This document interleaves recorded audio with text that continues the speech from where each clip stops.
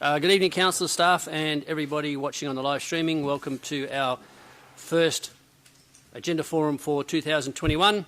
We hope you all had a great Christmas and a great break over the new year. Tonight, particularly like to welcome the new CEO of the City of Swan, Mr. Jeremy Edwards. Jeremy, welcome to your new role, now a week and a half in. And we hope you're enjoying the first part. But tonight's your first exposure to council. Councillors, hope you take the opportunity at the end of the meeting to introduce yourself to Jeremy, because some of you have not had the opportunity at this point in time. Attendance and apologies, Mr. CEO. So we have attendances. Would you like me to read them out? No, just the apologies. Just the apologies. So we have Councillor Paddy Jones and also Councillor Predanovic, as well as apologies for this evening. Okay, no other apologies. Thank you. Declarations of financial and proximity interest and interests affecting impartiality, Mr. CEO. So the declarations of interest as here. So I'll read them out. Item number 4.2 from Councillor Keeley is amendment for number 193 to LPS 17 aircraft noise, and that is a financial interest. We also have further interest, which is 4.8, which is an impartiality interest, and also 4.9 of an impartiality interest as well. Okay. Any other? Councillor Johnson. 4.2 aircraft noise. I will complete the form. Okay. Impartiality. Councillor will be the same, and no doubt. Any other declarations, councillors or staff? Thank you. Public question time, which is item 5, question 5.1.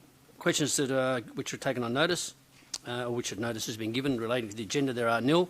Any questions without notice relating to the agenda? There are none. Takes us to reports and motions of which previous notice has been given, presentations and deputations. First deputation is 13.4, the State Equestrian Centre, and Mr. Dwight Pedlow as the chairperson. Thank you, Mr. Pedlow. You've been here a few times and you know you have 5 minutes. Thank you. Thank you, Mayor. Thank you, the Council, for giving us the opportunity to present again this evening. Equestrian WA notes the recommendation to the Council to cede the State Equestrian Centre to the Crown. The City's primary concern relates to the question of the SEC's status as a state facility and the City's concerns that this does not align with the remit of local government. EWA wants to ensure that the SEC remains open and is sufficiently resourced to remain fit for purpose through investments in the asset management plan. We do not believe that the value of the SEC to the equestrian community and the patrons that live in the City of Swan is up for question, nor do we believe the economic contribution to the City of Swan businesses should be dismissed. What EWA is confronting is the fact that the State Equestrian Centre is in danger of no longer being fit for purpose without capital investment. The result of the lack of investment in the SEC is impacting income from reduced hire and is threatening the financial security of the facility. The reduced usability and deteriorating facility has impacted the ability of Equestrian WA to remain able to support the SEC past the end of 2021. The City has received benefits of the gift of the State Equestrian Centre for the past 35 years, as the equestrian community has grown throughout the City of Swan. This has occurred with little or no support of the State Equestrian Centre by the City. The Council needs to decide if you are going to be responsible for the asset that the City currently owns. EWA would like assurances that all possible efforts will be made to ensure the survival of the SEC. If the City is not willing to step up to provide the financial support required for the asset management, then we would believe that the City and EWA should be in agreement that strong assurances for the SEC's future is made in the negotiations to cede the State Equestrian Centre to the Crown. Throughout this whole process that Equestrian WA has brought to the Council corresponds with the end of the 20-year lease. The future, what happens this point forward, needs to be restructured to ensure the future viability of the State Equestrian Centre. This is a primary outcome that Equestrian WA wants for the equestrian community. The City's involvement moving forward will be respected, obviously, by equestrian community, but what we need to know is either a commitment by the City, and it's agendaed for next meeting. We'd like a decision to be made, either positively or negatively, for the city's continued involvement with the State Equestrian Centre. And then if that's to be a city deciding to cede the facility to the Crown, what we really require is that very strong advocacy on behalf of the city through the negotiations with the Crown that the facility remains open. Our fear is that it is be closed and will be lost. Yeah, thank you, Mr. Pedlow. Any questions, councillors? Councillor Coley. Thanks, Dwight, for coming back again and informing us about this issue. I'd like to know where equestrian people with horses and want to event, where they would go if this centre closed. Mr. Pedlow. Yeah, the facility obviously is the major state championship facility. So the major 5 or 6 events of the year are currently held at the State Equestrian Centre. These large-scale events with the stabling provided at the State Equestrian Centre is a one-off facility in the state. So it's those special events that will have no home to go to and will impact greatly the sport as a whole. Smaller events are more flexible to be held in other areas, but again, facilities within the City of Swan are limited to take the load of alternate venues or events that would be lost if the State Equestrian Centre wasn't there. Through you, Mayor, what sort of impact would that have on business activity that might result as a result of these competitions? Yeah, so the State Equestrian earns was in the figures that we supplied to yourselves. I think it's just on $500,000 a year from hire of the facilities. That is, so $500,000 straight away income will be lost to the State Equestrian Centre, and if it's not held there. And I said, as we've estimated from previous modelling, at about $1.3 million of additional economic income is generated from events being held at the State Equestrian Centre. It's about a 1 to 4 ratio of people paying to come, paying to enter, clubs hiring the facility, and then those additional dollars that people spend when they come to events. And we estimate a minimum of additional or included in that 1.4, approximately $200,000 is spent directly in the Swan Valley, in the area directly around the facility annually. Any further questions, councillor? We may not have answered over the many times Mr. Pedlow's been here. Councillor Johnson. Thank you. My questions are probably similar to the ones I've asked before, but I think they need to be asked. So my question is about the $178,000 per annum operating cost contribution that you're seeking. I guess the question arises as to how many members do you have? Yeah. The State Equestrian WA has 2,000, just under 2,400 members. So could you not recover that 178,000 from your membership by just charging them an extra? I think I've pressed the wrong button here. 178, 123 divided by 2,000. It's like only $90. Yeah. Equestrian WA's membership is already one of the highest in Australia because of the contribution that each member already contributes to the State Equestrian Centre. So yes, it is possible to increase membership, possibly to cover the shortfall of the State Equestrian Centre, but not all members use the facility. So members for our State Equestrian WA are throughout the entire state. So the facility is set up to run independently as much as possible from Equestrian WA, and we have in the past been able to afford the shortfall in operational income. We can no longer do that. I guess the next question is for non-horse owners. How much does it cost each year to maintain a horse? It varies from, if you have your own property with a paddock, several $1,000s to a lot more if you're just. It's how long is a piece of string? All right. So what we're saying is the extra $89 a year is negligible compared to the cost of owning a horse. It's not the only cost in owning a horse, and not everyone joins Equestrian WA to primarily use the State Equestrian Centre. So it's therefore the value of the membership is in being able to compete in the sport throughout the state and compete in activities, represent Australia at Olympics, be on national teams, etc. The facility is something run aside. But could you have tiered membership for those who use it and those who don't, and charge those who do use it that little bit extra to avoid $178,000 a year being paid by the ratepayers? The separation of the membership supporting the State Equestrian Centre directly, we've been it has met the threshold of the income, the threshold of the cost of membership. Our reduced numbers of membership as prices have gone up. We already have quite a tiered membership structure.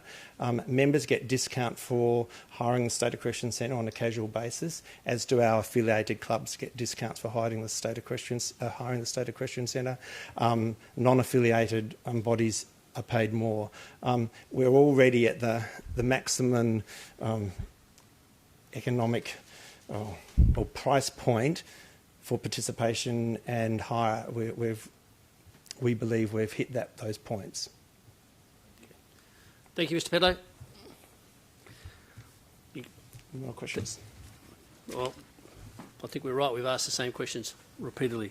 Councillors, that note takes us to item 4.1, which is the consideration of submissions proposed amendment number 166 to local planning scheme number 17 to insert an additional use of Industry General at lot 151, lot 152, number 10672 2J Road, Gidgegannup. We received a written deputation from the Gidgegannup Progress Association, and the Speaker on this item is Mr Bodan Dowsing from the Dowsing Group in support of the recommendation to approve. Mr Dowsing. Thank you. Good evening.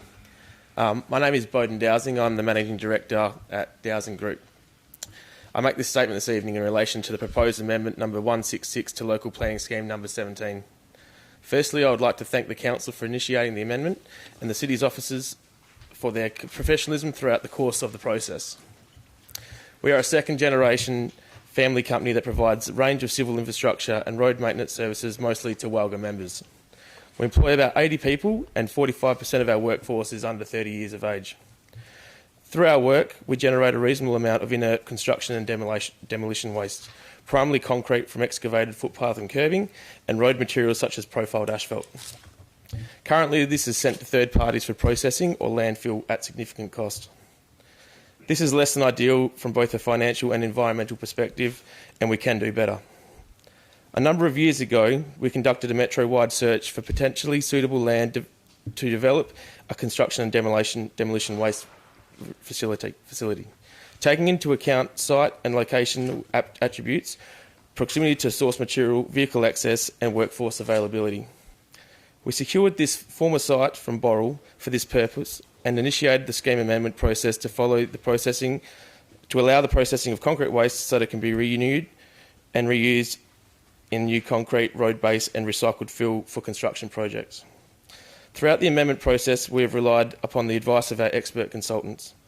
We have taken on board and made all modifications to the proposal requested of us by the Council's officers and referral authorities. Once the scheme amendment is approved, we'll move to the detailed design stage. Once operational, we will employ a number of young City of Swan locals to operate the facility. We anticipate the facility will generate up to 26 full-time equivalent jobs and contribute about $5.1 million per annum to the City of Swan GRP. We are a family business with long-term outlook and strong commitment to the environmental sustainability and the local community. The facility will be highly complementary with the existing activity in the area, including the Red Hill Waste Facility in particular. We are delighted with the officer's report and recommendation and look forward to the Council's support in this matter. Happy to respond to any questions you may have. Thank you, Mr Dowsing. Questions? Thank you. Councillor Anderson. Thank you, Mr Dowsing. In regard to the nearest property or house to the facility, I believe the report says the nearest property is about 600 odd metres from the proposed facility. Is that correct? I believe so. My understanding is that there's actually a property some 230 metres from the property. So the noise reports that you've done, are they completed based on the 600 odd metres or the 230? That'd be based on the property that's there, I'd imagine, sir. I'd have to go back and check that and come back to you, but I don't have that on me at the moment. Right, thank you. Thanks, Mayor. Any other questions? Councillor Coley.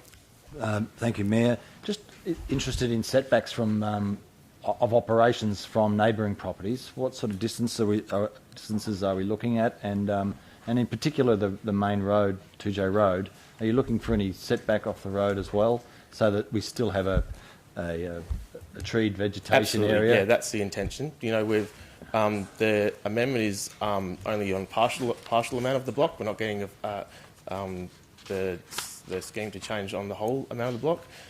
So it is at the front of the block where we anticipate having the facility, but there is room to have vegetational buffers on all sides.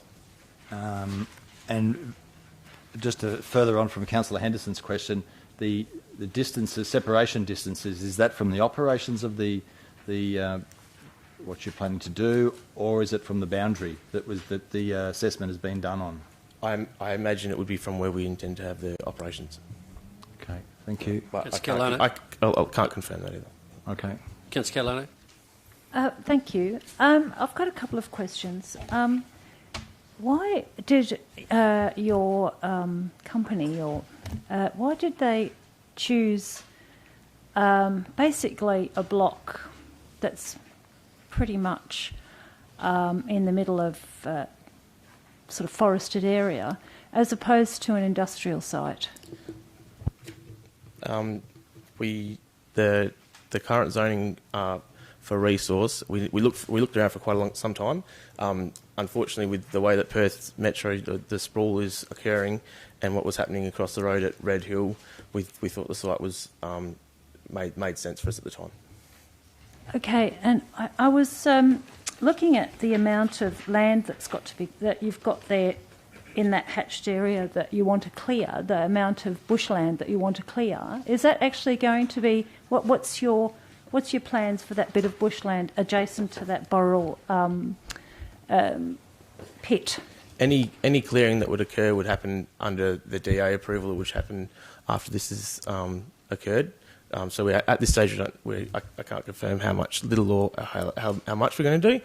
All I can say is the zoning for resource that it's currently got would have to go through the same approvals to clear that. Okay, so you haven't actually got any. We haven't done detailed design yet. No, that's correct. For We're that. just chasing the scheme amendment at this stage. Oh, okay. Yeah. All That will all happen through the DA process. Okay, all right. Well, thank you. Further question, Councillor Anderson. Yes, thank you, Mayor. Given the water resource that you have available to you, in a significant rain event, the likelihood of overflow into local water systems is possible. Have you considered how you're going to manage the impact of the silt and the like from that? So we're not anywhere close to a detailed design at this stage. I imagine that would have to get approved by through the DA process. Yeah. Further question? I've got a question for staff on it, that's all. Or we Yes, can thank ask questions as per normal after the deputations. Councillor Johnson. Yeah, thanks. I've got a question about your diagram. Whether your diagram shows the area to which the additional use would be limited, and would it be possible to remove from the area intended for additional use a buffer zone along the road? So we intend that there would have to be a buffer zone, or we have to give at some point when we do the design process. So we don't need it to there's no intention at this stage to clear that whole zone, that whole area. In which case, it seems we could safely modify it, because it wouldn't make any difference to you if you weren't going to clear it. We might still have to do it at another date. There's already been concessions over the whole block to do that area as it stands. Okay, thank you. Councillor Catalano, another question? Yes, sorry. And your activities up there on the whole site are going to be just this concrete reuse, or are you planning in the future to undertake other kinds of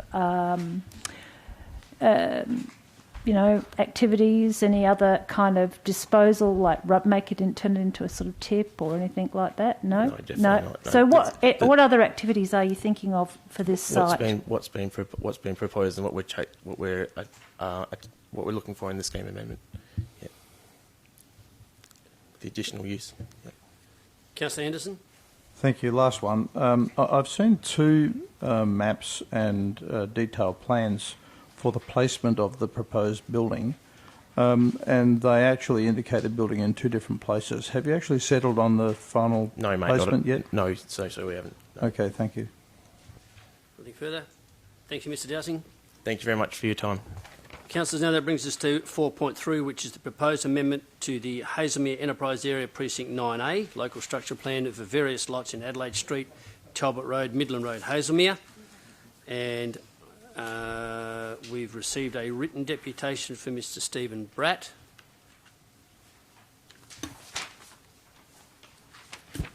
And there's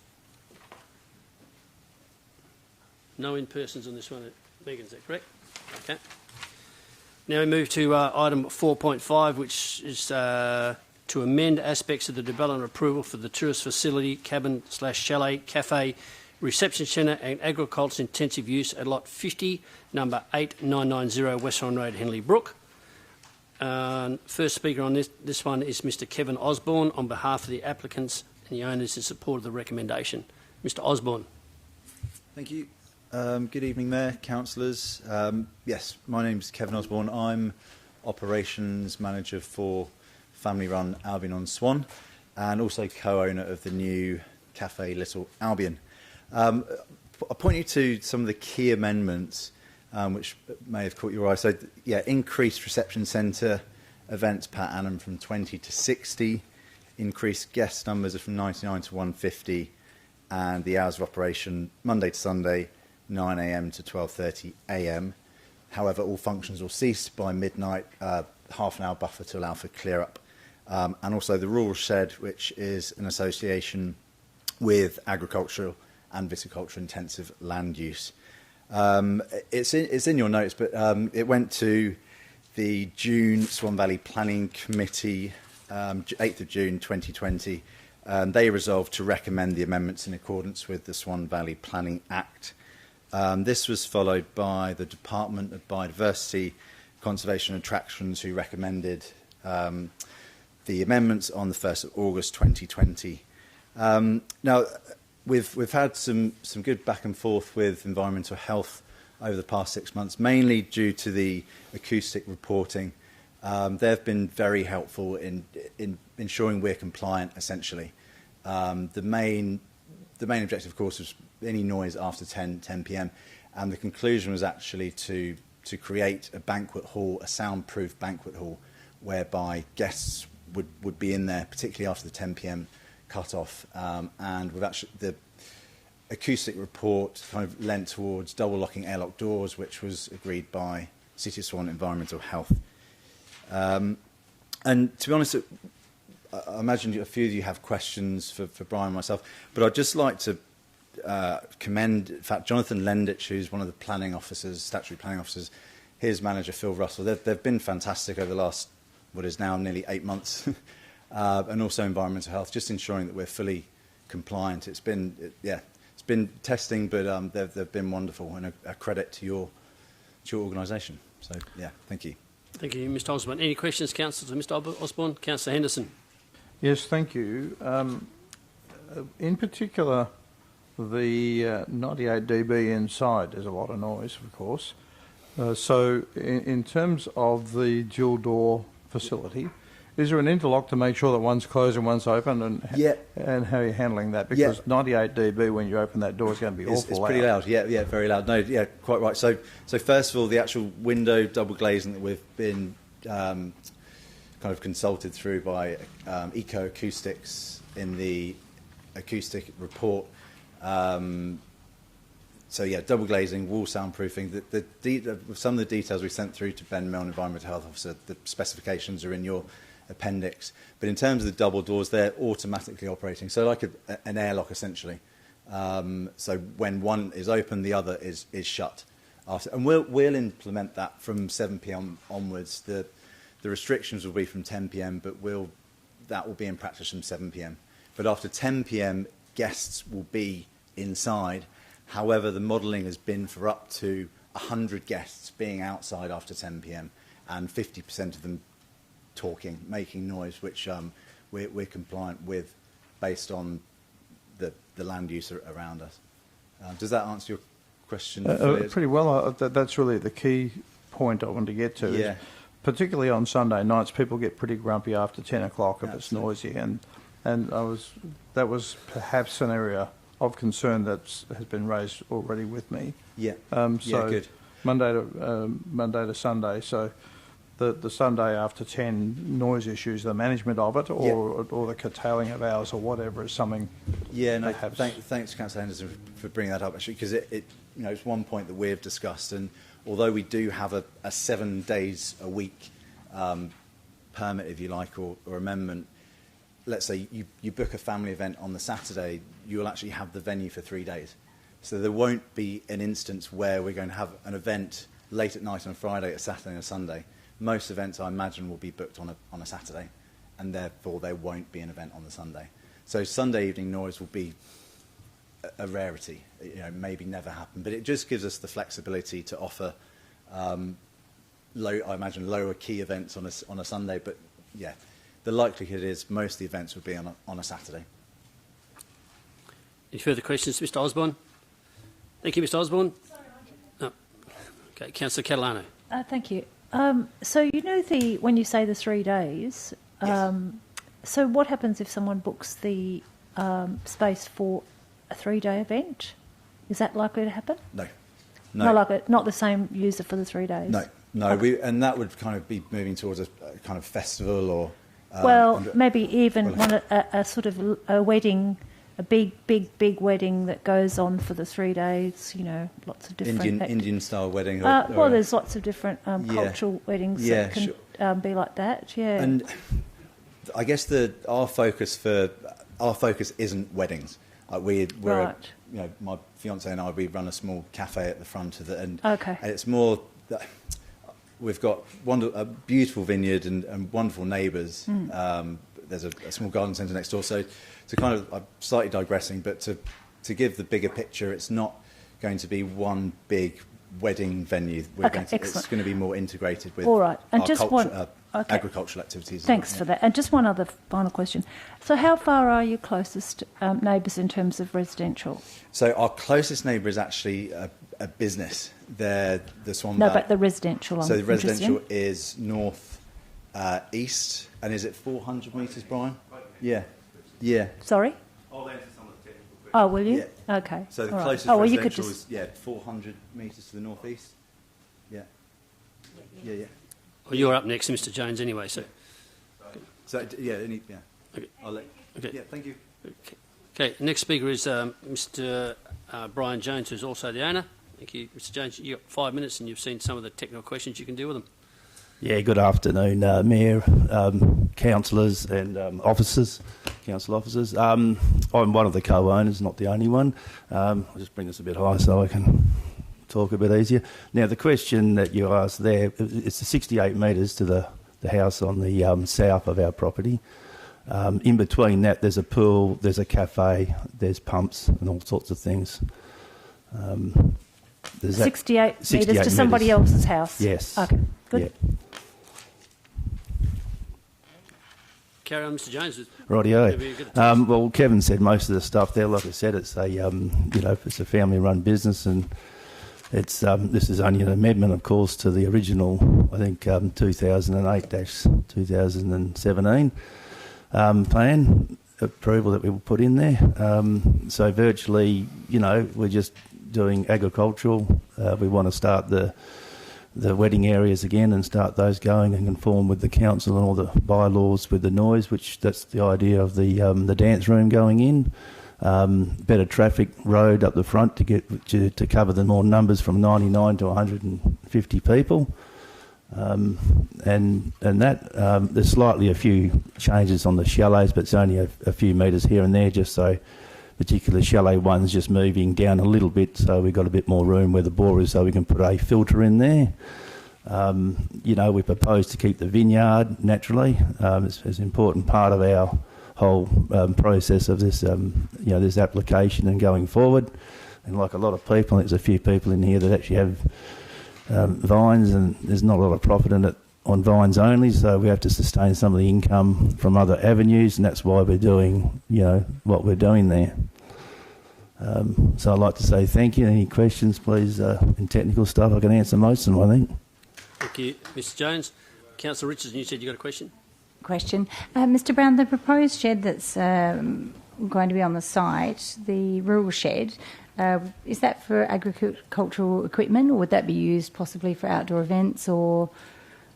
No, definitely agricultural equipment. There's no other shed on site where we can really park tractors or any of the machinery in, so being a working vineyard and farm and horticultural place, we definitely need something to keep our machinery protected from the weather and the elements. Okay, any other questions? Thank you, Mr Jones. Thank you. We now move to item 4.6, which is the temporary third-party advertising signage at lot 27, number 1317, 1 West Swan Road, Ballahus. And we have one speaker in Mr Alan G'day, representing the Swan Valley Tourism Association in support of the recommendation to refuse.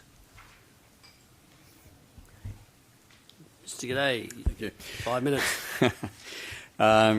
Thank you, Mr Mayor, councillors and city staff. My name is Alan G'day and I'm representing the Swan Valley Tourism Alliance. The deputation today is to support the council's recommendation.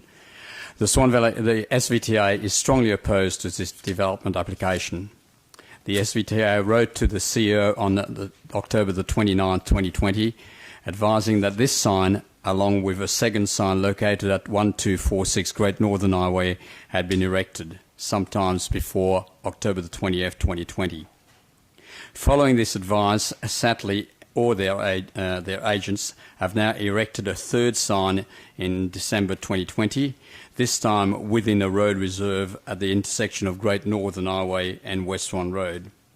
All three signs are located within the Swan Valley Planning Act 1995, Area B, the most planning-sensitive area of the Swan Valley. All three signs advertise a new Satley's subdivision, Clementine Estate on Orange Avenue in Upper Swan. This new subdivision is located outside of the Swan Valley Planning Act area. These signs clearly contravene the city's local planning policy POL-6-118, Swan Valley Permanent Signage, as the signs do not relate to the land on which they are erected, exceeds the size limits, and detract from the rural character. In 2019, approval for the third-party signage to be erected on lot 807, number 40 Millhouse Road, Ballahus, was sought for the same subdivision area. The application for this signage resulted in strong opposition from the community, especially given its size, content and purpose with the Swan Valley Planning Act area, as it significantly detracts from the valley's rural character. When the 2019 application was presented to Council, the matter was deferred until Swan Valley ward councillors, other interested councillors and city staff could meet with the applicants to discuss alternative placement option advertising the housing estate outside of the Swan Valley Planning Act. On September the 5th, 2019, this application was withdrawn by the applicants and the item subsequently removed from the city's development application schedule. We have been advised that this new development application is only for the sign on West Swan Road, which was lodged with the city on the 6th of October 2020. However, there appears to be no applications submitted for the second sign installed at 1246 Great Northern Highway, nor has Main Road received a request to to erect a third sign located within the road reserve on Great Northern Highway. And can I add that since with the main roads, the sign has been removed today. So the main roads just removed the sign as it was illegal. It appears that the developer is deliberately circumventing a due process in relation to the development application assessment. Whilst the name Signs and Lines is listed as the applicant on the DA seeking approval for the sign erected on West Swan Road, we believe that the responsibility to ensure the due process is followed rests firmly with the land developer, Satterley. Erecting 3 signs without approval is illegal and is disrespectful of the city's procedures and policies. Behaviour of this nature by a company which clearly has extensive knowledge of planning processes is alarming and should not be tolerated. We urge the Council to support the Swan Valley Planning Committee, the City's Planners' recommendation to refuse this application. Doing so would send a clear message to this developer that the wider community that due process must be followed. Further, we ask Council to instruct the developer to immediately remove the 2 signs located within the road reserve on Great Northern Highway and at 1246 Great Northern Highway. Thank you, Mr. G'day. Any questions of Mr. G'day? None. Thank you, Alan. Thank you. Councillors now move to 4.9, demolition and alterations, additions to an existing single house at Lot 20, Number 1 Hill Street, Guildford. And I believe Mr. Philip Griffiths is also provided you with a written statement, has a little bit more to add in person. Very little to add, Mayor and Councillors. Just to acknowledge this has been a lengthy process and it's taken up a lot of time of a lot of people. And fortunately, COVID's played into our hands because the owners can't come to Australia at the moment, so we've had the time to sort things out. So really, I just wanted to acknowledge the work put in by Phil Russell and his team, DBCA, and the feedback we got from the Guildford Association, and to really to provide any information you require to be able to move this forward. And obviously, I agree with the Council's officer's recommendation. But any assistance I can give tonight, I'd be very happy. Okay, thank you, Mr. Griffith. Any questions of Mr. Griffith, councillors? Councillor Scanlon, you were first. Thank you. Thank you for coming in to speak with us. I just have a couple of quick questions, and yes. I just want to ask you if it's possible to adjust the roof pitch to fit the Guildford Conservation Policy. I don't see that as being a big problem. I mean, I think if there's things like that, there could be condition and we could deal with it. Yeah. Thank you. And the fencing and screening, could that be adjusted to be compliant also? We could look at that. Wonderful. I mean, I think that if things come through as conditions, we can work with your department and get to an answer. Fantastic. Thank you. And also, I just have a query on the setback abutting the public open space. There's a concrete, like a veranda kind of area, an outdoor area, and there is no setback? No, we worked through with the DBCA on setbacks. So we managed to satisfy them in the end. Wonderful. I must have missed that. Thank you. That's all. Councillor Johnson. Yeah, thank you, Mr. Mayor, and Mr. Griffiths, thanks for coming in to answer a few questions. Look, councillors, probably a good idea if you could turn to page 288 of your agenda, and you'll see there the existing street elevation. And then if you, and maybe Mr. Griffiths, will compare that with page 296, which is the proposal. So the question I've got, Mr. Griffiths, is it presents quite differently to what it does now. Yes, and the question arises as to whether all of those new components are essential. So my first question relates to the ensuite. Now, obviously, in 1860, they weren't including en suites in bedrooms, but this is a... You shocked me. Yeah, this is a Yes. 1860s, Yeah. I think it's 1860s Yeah. style heritage house. It's quite an important one. Is that ensuite tacked on the side there going to completely sort of disrupt the heritage facade? So, in case you wonder what we're looking at, councillors, page 296, the upper view is the proposed new street view, so that's the northwest view, not the north elevation. And the left-hand part, where you see that little window there, that's the new ensuite. So that's my question, is what's look, that about? Thank you for the question. We've set the ensuite well back so that the main house will be the main thing you read, and the gardens will be heavily landscaped. So I don't think, as a passerby, you'd be aware of the ensuite. So it's set about 4 metres back from the front wall of the rooms that were actually additional rooms. So the room that's attached to is not part of the original house. It was an early addition. I mean, that may be true because of the difference in elevation, but somebody walking up to the house no longer has the heritage view of that sort of front section of the house. So the principles behind modifying houses in Guildford are that the front of the house should stay the same. The modification should be to the rear, but this is a fundamental 21st century intrusion into an 1860s building. So it's quite seriously impacting the, if you like, the heritage facade of the house, and it impacts the whole of the street in Guildford. Well, I disagree, of course, because I did this at my client's behest, and the Heritage Council went over this one twice, and they were very happy with the outcome.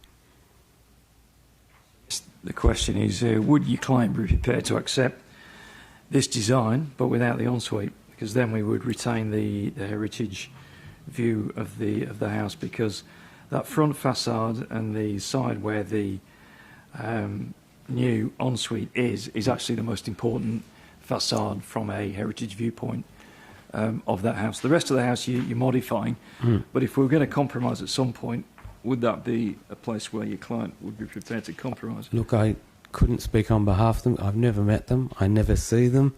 It's done through an agent, so it's a bit difficult for me to be able to answer your question. I'm sorry. Does your client understand that this is a heritage house in a heritage area? That's why they came to us. So they're not just bought an old house and thought they'd do it up? No, I mean, we did this. This is our work, the room you're sitting in, so, and the whole of the Old Midland Town Hall, so we care about it. And I think this is pretty sound practice, but I think I've said what I can say about it. I'd have to go back to my client to ask a question like that. Thank you. Councillor Richardson.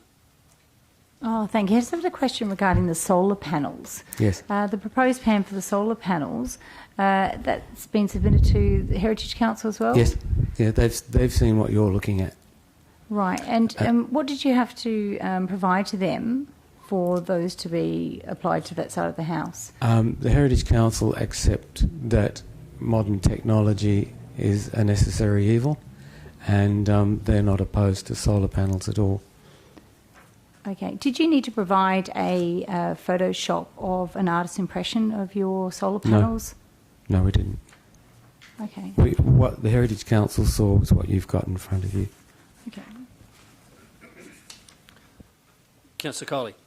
Thank you, Mayor. I'm just inquiring about the treatment or the removal of the veranda on the existing front of the building. Yeah, it's a 1970s veranda. 1970s. Yeah, it's if we didn't take it down, it'd fall down. The rafters are spanning a lot further than they were meant to. So it's not part of the original building? No, it's not. In fact, the original building is in the middle. Right. So the original building was just 4 rooms. Right. The 1860s building. And can I just inquire about the privacy screen on the front of the main window at the front of the house?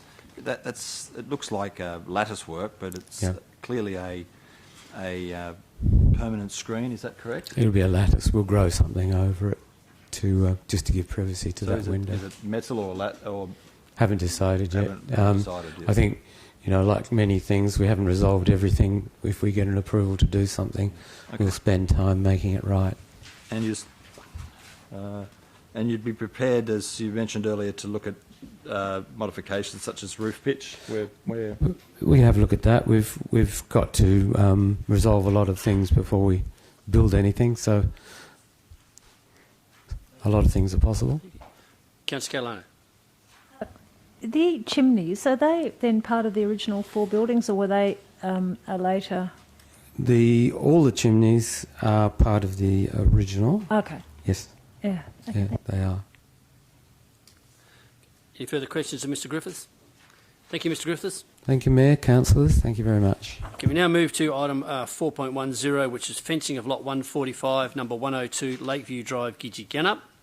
And we have a deputation of Mr Bo Algiri against the recommendation to refuse on behalf of the applicant. Thank you, Bo. Hello all. Thank you for having me tonight. As a resident of Grassy View, Gidgee-Gannup, representing the majority, I would like to confirm that our support for the fence erected on the corner of Grassy View and Lakeview Drive, Gidgee-Gannup. The fence is a quality fabrication which enhanced the privacy and security of the neighbour, Christoph Mark. Significantly, we welcome the visual barrier which prevents Christoph's dogs from seeing passerbyers. That might be on foot, bike, horseback, as there's quite a lot through our road. It's noted, let's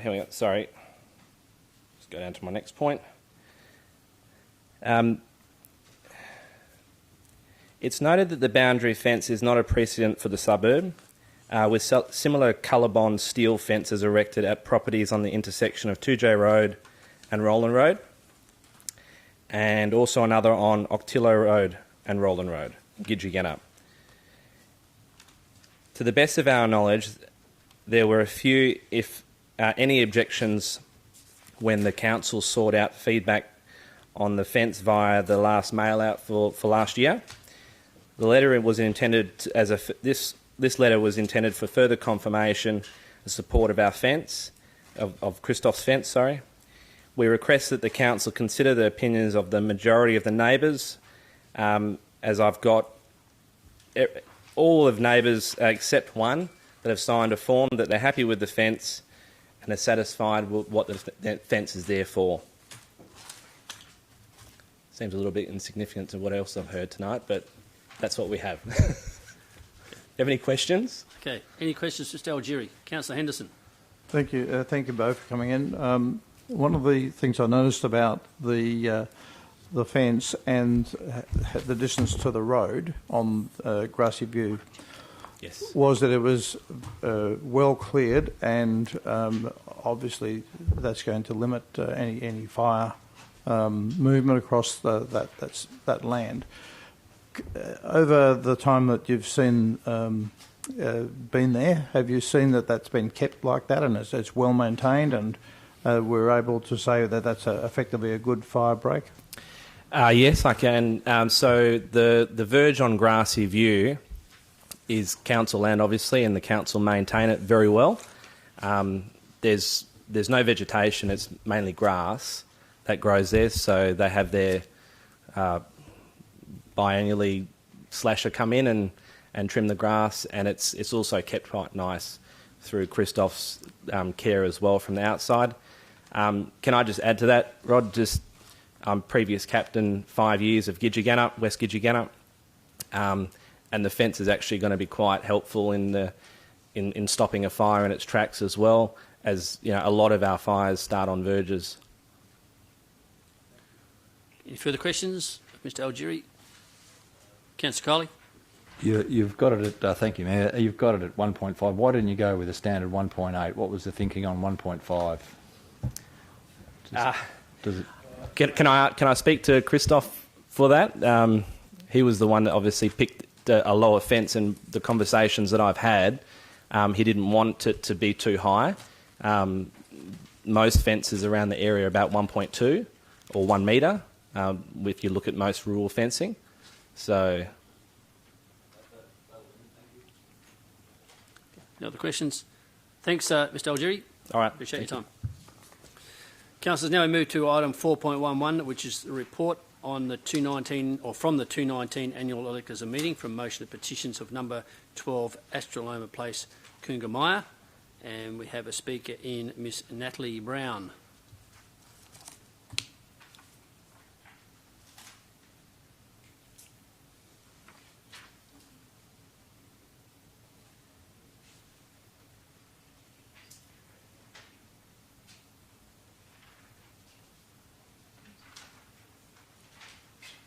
Thank you, Ms Brown. You're up. If you could just come to the microphone, thank you.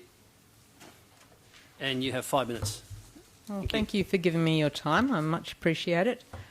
I represent the residents of Astroloma Place.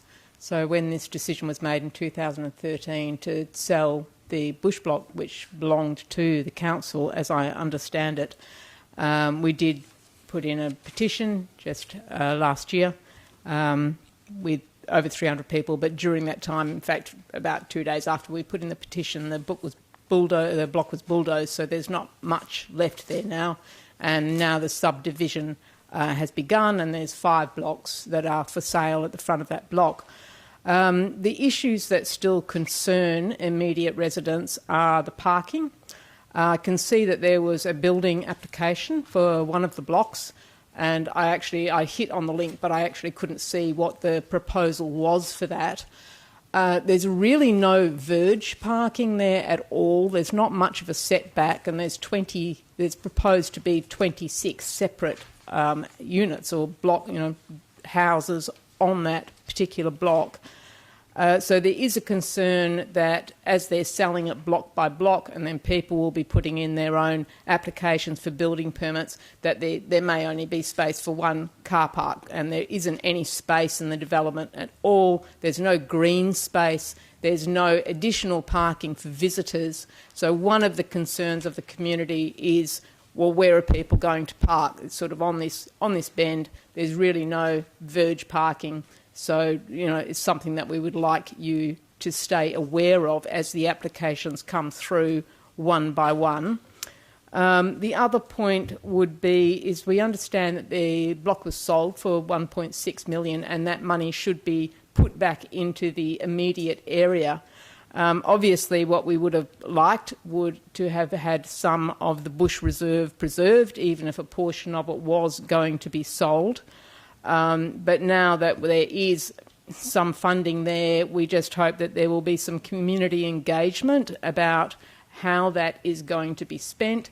There was a proposal at one time to build another playground. We already have a playground. We don't need another playground within 500 metres of a playground. They were really quite close together. So we would like some community engagement about how those funds are going to be used.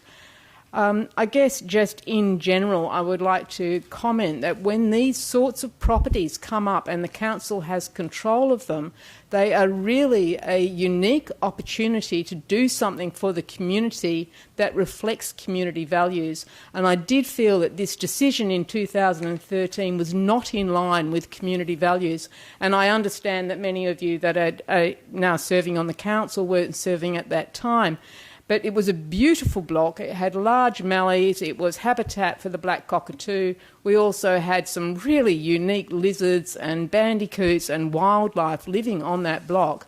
And it was an opportunity to perhaps portion off some of it and use that money to rehabilitate the rest. And I think the petition, which was over 300 people, which is virtually everyone that lives in that area, shows that that is actually a community value. We live there not because we have to, but because we like being part of the bush. So to have a 26, 220 square blocks sort of imposed upon us, it's really not in keeping with the area, and it did feel like it was a decision that was made, which was just made, and then we had to fight the council. We had to contest the council. As an administrative lawyer, the point of the local council is actually to represent us, the community. You're our sort of conduit into the larger government. So it's a really sad to me when a decision like that directly affects where I live, I have to fight with my local council instead of it actually being the local council sort of supporting me, because it was property that was owned by the council. So it was really a unique opportunity. Anyway, thank you for your time. I do much appreciate it, and I hope you will keep us in the loop as far as the parking and the use of those funds. Thank you. Thank you, Ms Brown. Councillor Johnson, you've got a question? Thank you, Mr Mayor. Yeah. Natalie, I'm just considering what sort of remediation activity the local residents would like us to do, assuming we still have the $1.6 million on hand. So things that spring to mind would be to buy some of the blocks and turn them back into a park, or to distribute the funds to those residents who've lost value and amenity as a result of this strange decision to sell the block. What, have you got any comment on those ideas, or have you got any other ideas? I do think that, you know, there is an opportunity to buy back some of the property. It's just it has been bulldozed, so what was there is not doesn't have the same kind of value that it did. But I agree, the portion at the top of the hill has the most spectacular views of the city. I mean, it really would make a very lovely little sort of area for sitting, or where you come down the bridle trail and just to sort of have a little bit of a scoop out there would probably give amenity to the area. But I would be happy to get the residents together and actually have a discussion and submit that to council about what we think might be a good idea. Also, you know, rehabilitation of the creek, though some of that's been going on. There's another possibility. But yeah, it's a great shame to lose a piece of bush like that. Thank you. Councillor Scanlon. A question for staff. Well, yeah, when we go to the next section of the agenda, we can do that. Councillor Scanlon. Thank you, Mr Mayor. Thank you so much for coming in, for your excellent deputation. It was really good to hear how the community feels about that lovely block, and I remember it and the trees, and it was pretty special. What I wanted to ask you is if you're happy to continue being a representative for the area and meet with councillors and staff for the community engagement, and to also ask you how you would like to see that community engagement happen. Absolutely, I'd be more than happy to take on that role. Yeah, it'd be a great pleasure. Thank you. And how would you like to see it happen? What would you like the city to do? It's always hard to get people together, isn't it? You know, that's always the problem. But I think sort of given enough notice, there would be interest in the community where if we can find a venue. I don't know, that's the other option. You know, the other thing really is making a time, and B, having a venue where people can meet. So yeah, I would be more than happy to spread the word and maybe be in contact with someone directly to organise that. Great. And would you be able to send me an email or give me your contact details, and myself and the other ward councillors can help liaise with you on that? Yeah, definitely. Great. Thank you. Councillor Catalano. Thanks, Natalie. Do you have a community centre up at Kingamaya? We do, but it's really we sort of. Where is it? Not really. It's more of, I think it got converted into the childcare centre. So which street is that one on? It's sort of over towards, there's sort of a long sort of median strip park over towards the shop. Okay. And along there? Yeah, it's along there. Okay. Yeah. But I think, I mean, we tried to use it for some community engagement when we had the Ratepayers Association, and we were using that as our base, and then we had to stop using it because it actually became a childcare facility. So it was always a bit of a crossover as far as the venue went. Great, yeah, thanks. Thank you. Thank you. Any further questions of Ms Brown? Thank you, Ms Brown. Thank you. Council now move to 5.3, which is the proposed removal of basketball hoop in Noonan Park, Caversham. The first speaker is Mr Keith DaCosta, speaking against the recommendation to remove the basketball hoop. Thank you, Mr DaCosta. Good evening, councillors. Thank you for allowing me to speak. Never done it before, so I do appreciate it. 1 second. So I do urge the council to not remove the court. And the reason I do so is, what a great community we have there. filled up with lots of young people. You know, I see daily. We live directly opposite the park, so I'd see daily young people, you know, from 3 to till teenagers, playing basketball at that court. You know, usually after school, where they're not doing anything else, not getting into trouble, doing the cool things in life and playing and laughing and joking. Is it loud? Does it get loud? I've done some measurements actually. It's about 60 decibels, probably the same as a small vacuum or an office. And I've done it on the boundary off where the parks were. So through a window, you may get some vibration, sure. But certainly the noise would be low. Sometimes it'd be loud. I mean, you know, kids being bombastic kids and playing, that's just a part of growing up. It's better than being in front of a PlayStation. But I do have a couple of stories for you guys to consider, and I think I could rebuke most of the claims in the report to be exaggerative. But rather than look at the negatives, what does that park actually bring? What does that court actually bring? So you guys may not be aware. So there's a current rostered Wildcats player, just lives outside where you guys did the ladder drop. But he uses that park probably at least 3 times a week. Young bloke. And he engages with the local community, with the kids, because we all know each other through the basketball centre at Altone. And, you know, he engages with those kids, he mentors them, he plays with them. And this is a kid that most people would love to sit there and say, can I get your autograph? Now, he will be, it's not about one, but he will be an NBA player. What a cool story it would be one day when we can turn around and say, that kid, that NBA player, because he's a star, he honed his skills at this little court in Caversham. What a really cool story. His brothers, also state champs, so one's the national team for his age. Look, why I bring this up and is, you know, why is that court so different to any other courts around? It is, true to its size, a half-court basketball court. You know, you can pay, the kids play the standard pick-up basketball, which is, if you don't know what pick-up basketball is, it's young kids, you sit along that bench that you guys put down there, fantastic, by the way. Young kids, they'll wait for their chance to get on court. So, the one drops off, another one drops on. Doesn't matter the age or the sex or whatever. They get to have a scrimmage, a little game with the older kids. It's in fun. Is it loud? Yes, it is. Is it excessively loud? It's kids having fun. It's kids having fun. Look, I've got CCTV. It's not, very rarely is it 10 o'clock at night. Okay, on occasions. And what did I do? And there was a few occasions where I was very early. I was on the way to the gym with my wife. We saw, he would have been 20 years old, shooting hoops. So I went up and I said, mate, what are you doing? There was people trying to sleep. And nicely I went up to him and he says, it's the only time I actually get to exercise. I said, yeah, you're probably too close to the house. And I pointed him to some of the other courts that are a little bit more away from houses. And look, he stopped playing. I think he played 2 days in a row and then he stopped using it. Same thing, if we focus just on the negativities, we miss an opportunity for these kids to get useful time outdoors.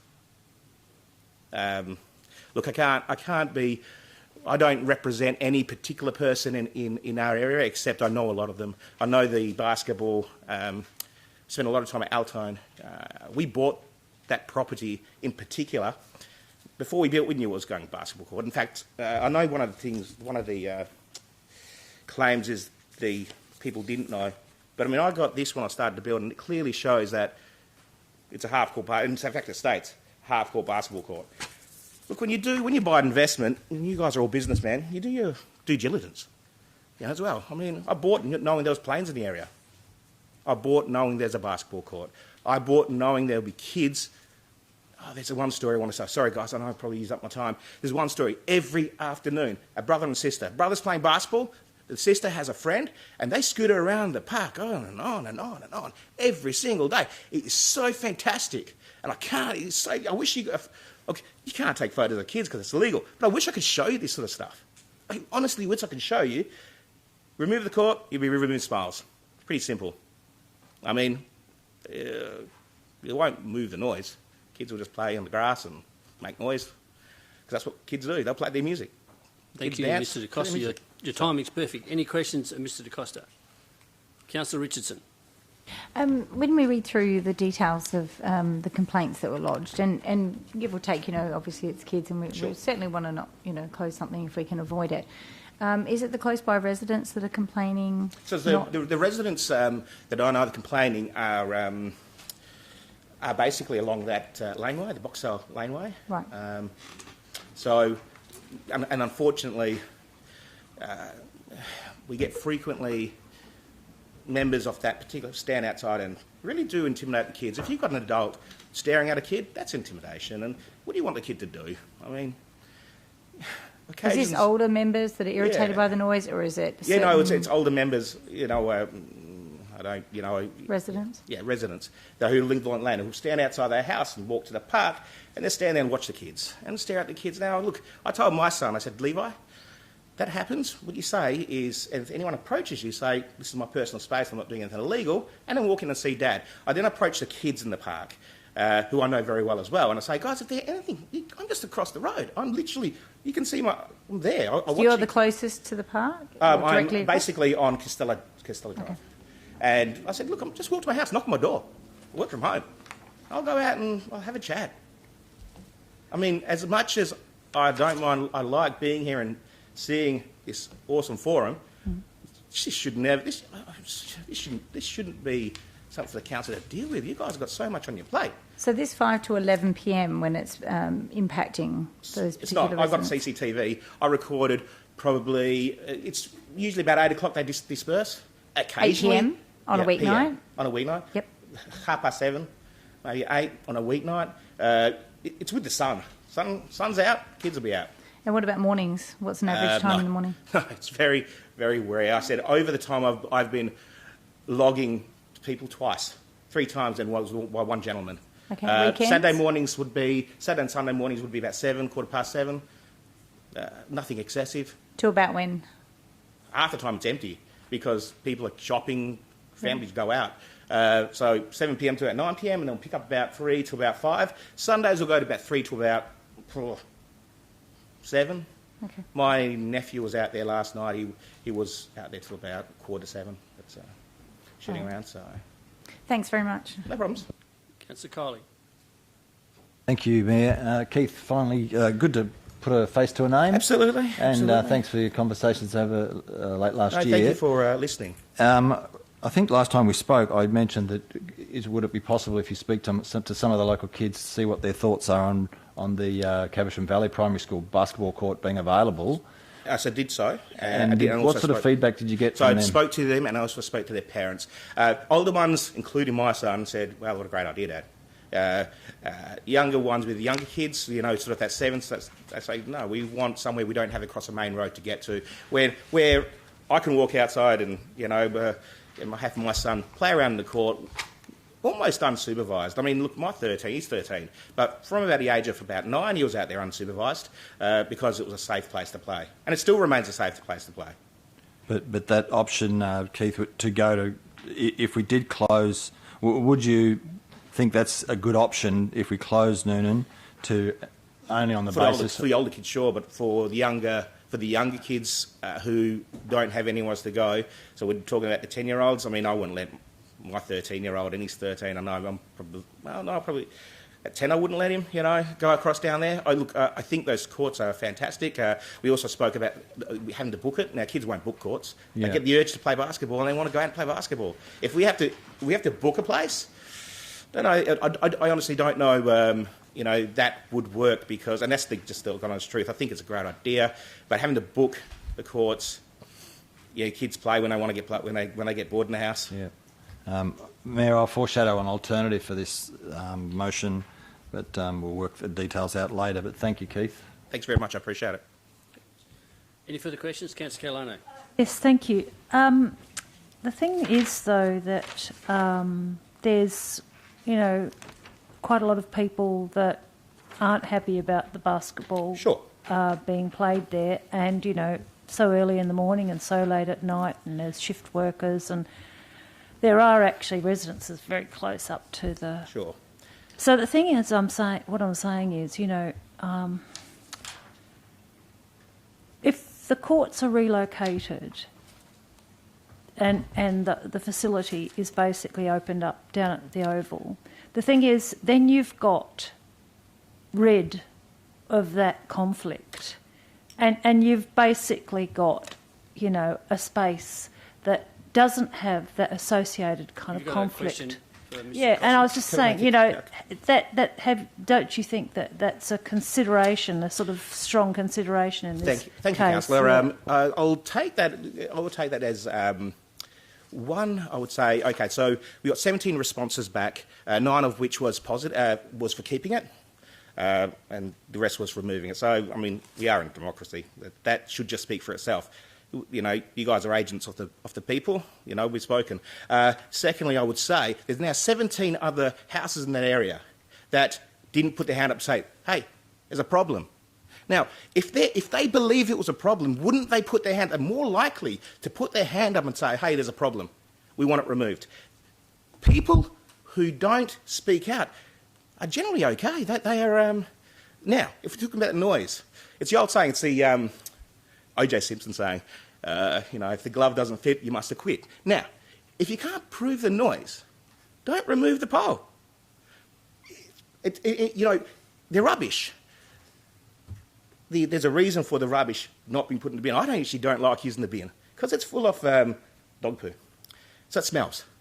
Put another bin that's not next to the dog poo bin that kids will put their rubbish in. Kids are good kids. No one's born evil. No one's born lazy. They are lazy because that bin over there stinks. And who, you know, as I told my son, I said, okay, if you don't want to use that bin, bring it inside. Christ, just pick up your rubbish. He said, no, Dad, I do. Right, there was 2 kids that broke glass. And my Levi had done the wrong thing and says, oi, pick up that glass. They don't break glass there anymore. Now, I went to their parents and I told the parents, your kids on a couple of occasions have broken glass there. Can you speak to them? And they said, no problem, it never happened again. So, yes, I think that there are issues. Squeaky wheel gets the oil. It's unfortunate the squeaky wheel are often negatives. You don't hear from the other 17 people. I would challenge, if I'm a betting man, I'd bet that they either wouldn't care or they would say, no, it's not a problem. Because they haven't given the energy to say, hey, it is a problem. Only a very few residents have. 5 over 2 years. 8 complaints over 2 years. 8 complaints over 2 years. That's staggering. That's staggering. It even reaches this. I'm sorry to say. You guys do an awesome job. But 8 complaints, 2 years. I don't know. Thank you, Mr. Costa. Councillor Richardson, you got a question? Just last quick question then. In regards to an age group in terms of disruptive behaviour and any damage, are we looking at a particular age group here? What do you call disruptive behaviour? Because going off the reports of what the neighbours have put in the... Yeah, okay, so what the neighbours... Right.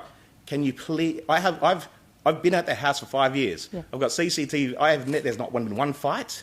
I think there was a group of kids that lit a basketball... One kid that lit a basketball on fire 3 years ago. Mm-hmm. I think that was... But there's no fights. The rap music. It's rap music. It's music for crying... Look, you know, do I complain to the council, I don't like country and western, can you please get that neighbour to shut it off? No, it's rap music. It's on the radio. But there's no actual particular age group in terms of a problem with, you know... No, look, okay. I don't believe there's a problem. I think there's noise. Yep. So, where you can't prove... I mean, you know, we're just dealing with people who are in... And I feel sorry for these people. Whether they've done their homework when they bought their house is on them. It's certainly not on me. I've done my homework. I would say they have to, you know, there's one lady who's... I'll put a Facebook post up. We've got overwhelming support to keep it in place. And you guys have those comments on record. It's kids being noisy. Okay, and sorry, you know, it's a certain demographic as well. So let's talk about... You're talking about age groups. Let's talk about the demographics. So Wani's brother, Gorang, and his other brother, and quite a few families in this area are Sudanese. Now, they are bombastic. They are loud. I love it. It's fantastic. You know, it's just the demographic that lives in the area. If I don't like the planes that fly in the sky, what do I do? I'm not going to complain because it's above my pay grade. we move. Sorry, I hope I yeah, sorry, I do apologise. I keep going, guys. I'm sure I've entertained you. Any further questions of Mr. Costa?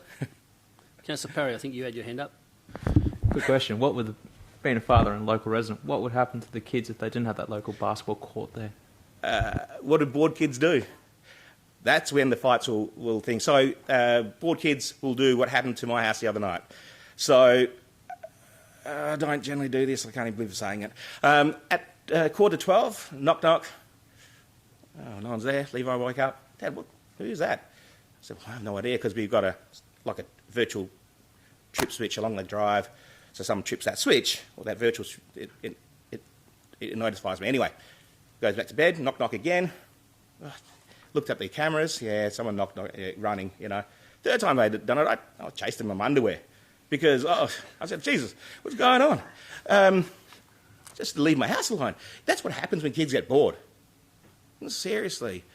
The idea of replacing a proactive activity with boredom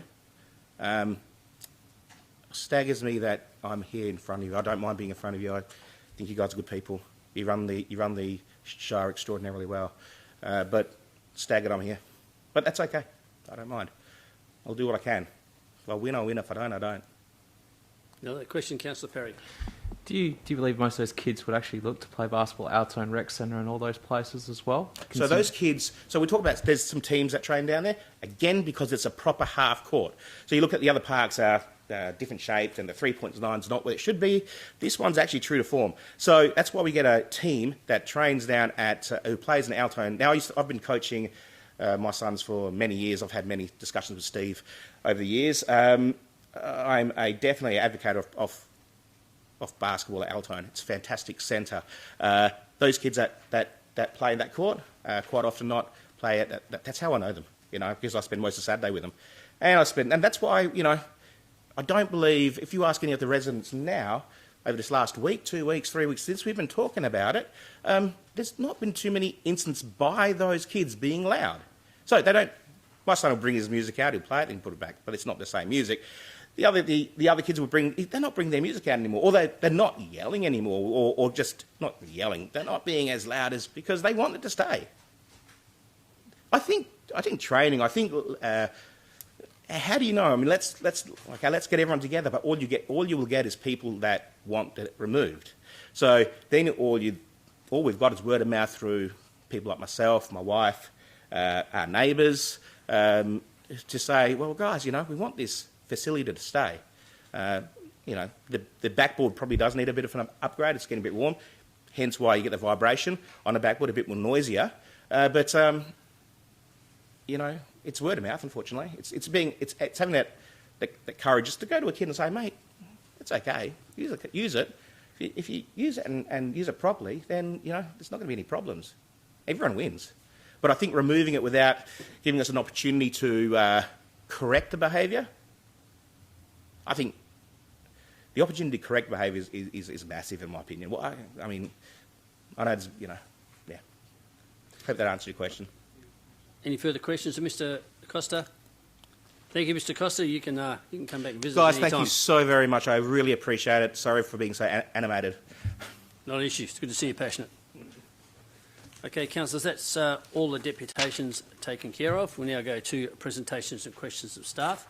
I do note that Councillor Catalano, you had a question on 4.1. Yeah, I'll hear it.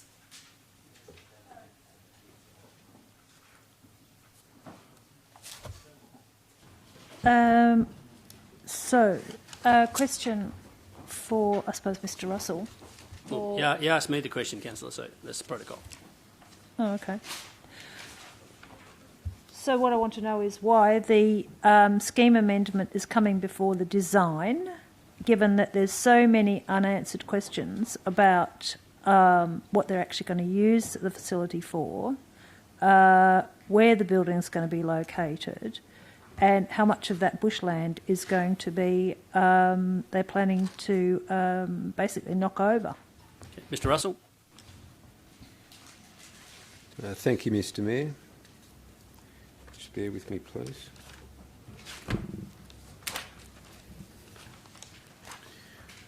Mr Mayor, the planning process, as I may have previously advised council, is what we call a tiered process. It starts with fundamentally broad state-level strategic documents.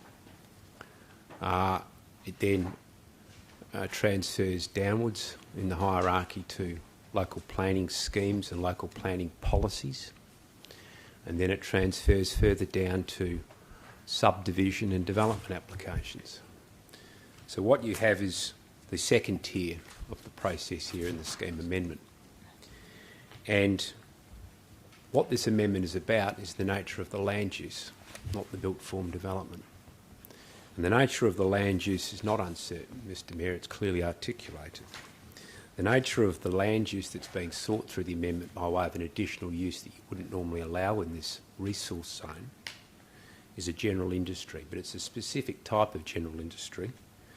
And the amendment in conditions 1, and I'll quote, says very clearly, the uses for a construction and demolition waste recycling facility defined as a premises operated for the purpose of receiving, sorting, processing, storing and disposing of construction and demolition waste materials. So it's not just a general industry use, it is very specifically and narrowly confined to that type of general industry. And that is what this amendment is about. In relation to the vegetation clearing, it had to clear the hurdle of the EPA. You go nowhere in this state, the planning process, with a scheme amendment or anything else until you clear the parameters of the Environmental Protection Act and the Environmental Protection Authority. And what they did when this proponent came in and tried to get the approval is said, no, it's not acceptable for you to be able to carte blanche look at developing the whole of this site because there are vegetation values and it is important. They've actually said you will only be able to use at maximum less than half of the site. So they've addressed that. Now the amendments also make it quite clear so that it can't be missed at the next tier of the planning process, the development application stage, what this proponent will need to do, and he alluded to it when he was at the lectern previously. He will need to prepare and have approved an environmental management plan which will identify remnant vegetation to be retained, the setbacks from the Susanna Brook and any other relevant environmental considerations, and picking up, I believe, on the question that Councillor Henderson put to the proponent in relation to runoff and the protection of the natural watercourses. There's a stormwater management plan that they will need to provide as well, and you can see that will also dovetail the environmental management plan. And the stormwater management plan is very specific in saying we've got to look at how you're going to deal with the stormwater from this site in terms of your development footprint and how you will mitigate and contain any runoff and pollution potential impacts on the Susanna Brook and other watercourses. That plan, identifying the constraints and the environmental issues, will naturally in the design process inform the parameters of what they can actually build and where they can build it. So this is the appropriate process, and these controls here in the scheme text, and in addition to the limitations that the EPA have put in relation to them only being able to use half of the site, I think adequately addresses the issues at hand. Mr Russell, did we have a briefing on this prior to it going out to advertise? Or did we just have some extensive questions when they came to us prior to advertising the scheme amendment? I vaguely recall we did a fair bit on this.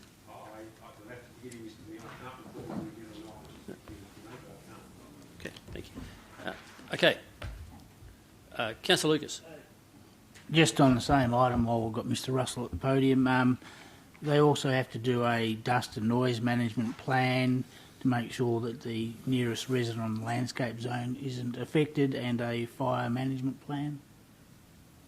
That's correct, and we don't want to downplay, if we're looking at what's really, really important in this, we don't want to downplay an industrial activity in a lot that's full of bush up there in 2J Road. We certainly don't want to downplay any potential risk that that sort of activity might have with respect to the natural bushland around there in this environment, absolutely. Councillor Johnson, you had a question on 411, if I recall. my question's on... I do, but I've got a question about this one. So 4.1. So my question here, Mr. Russell, is it reasonable for us as a council to modify this to include a 200-metre buffer to the north of 2J Road that would reduce the area to which the additional use would be subject in order to protect the bushland view from 2J Road? Through Mr. Mayor, in theory, yes, I might point out the way the regulations and the law works. The council, when it comes to consider a scheme amendment that's been put out for advertising and receive submissions, can only modify, of its own volition, the amendment to the extent of responding to an issue that's been raised in the submissions. So what I mean by that is that you can't of your own bat modify this amendment before it goes to the minister to address an issue that hadn't been raised in the submissions. What you can do, Mr. Mayor, the council can instead, however, I suppose recommend that the minister modifies the amendment at that point subsequently, but you can't of yourselves make a change to the amendment that is not in response to a particular submission. And I don't believe in the submissions in the schedule that anyone had contended that there should be some buffer in terms of the extent of the additional use from the front boundary of these properties with 2J Road. So you wouldn't of yourself be responding to a submission and modifying it that way, if that makes sense. So, Mr. Mayor, in that case, I'll notify you of an alternate motion to that effect, to recommend to the Minister to include a 200-metre buffer. Thank you. Councillor Henderson, you got a question?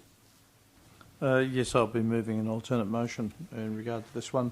Just want to ask Mr. Russell about the proximity of the house and the noise issues. That there was an error identified in terms of the noise management plan.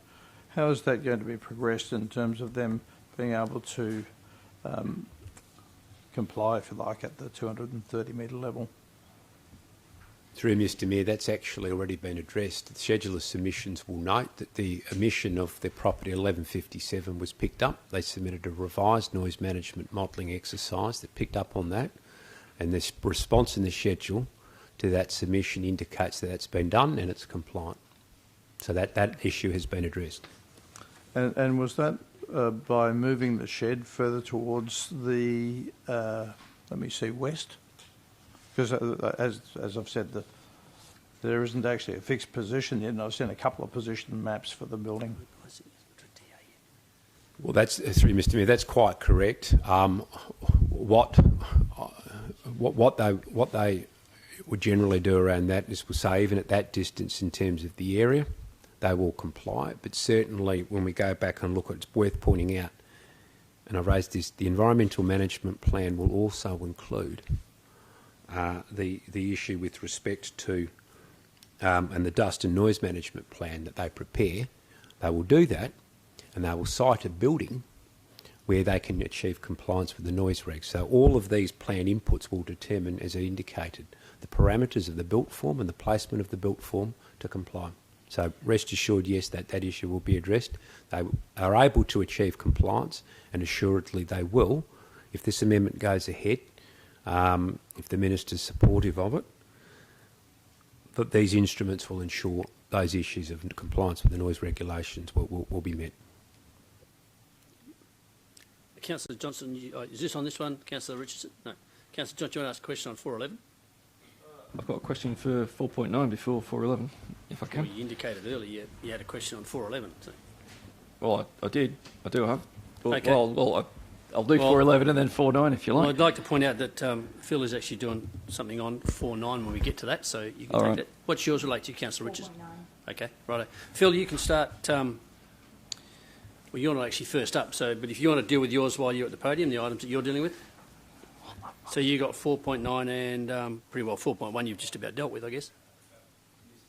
Or you just want to take questions?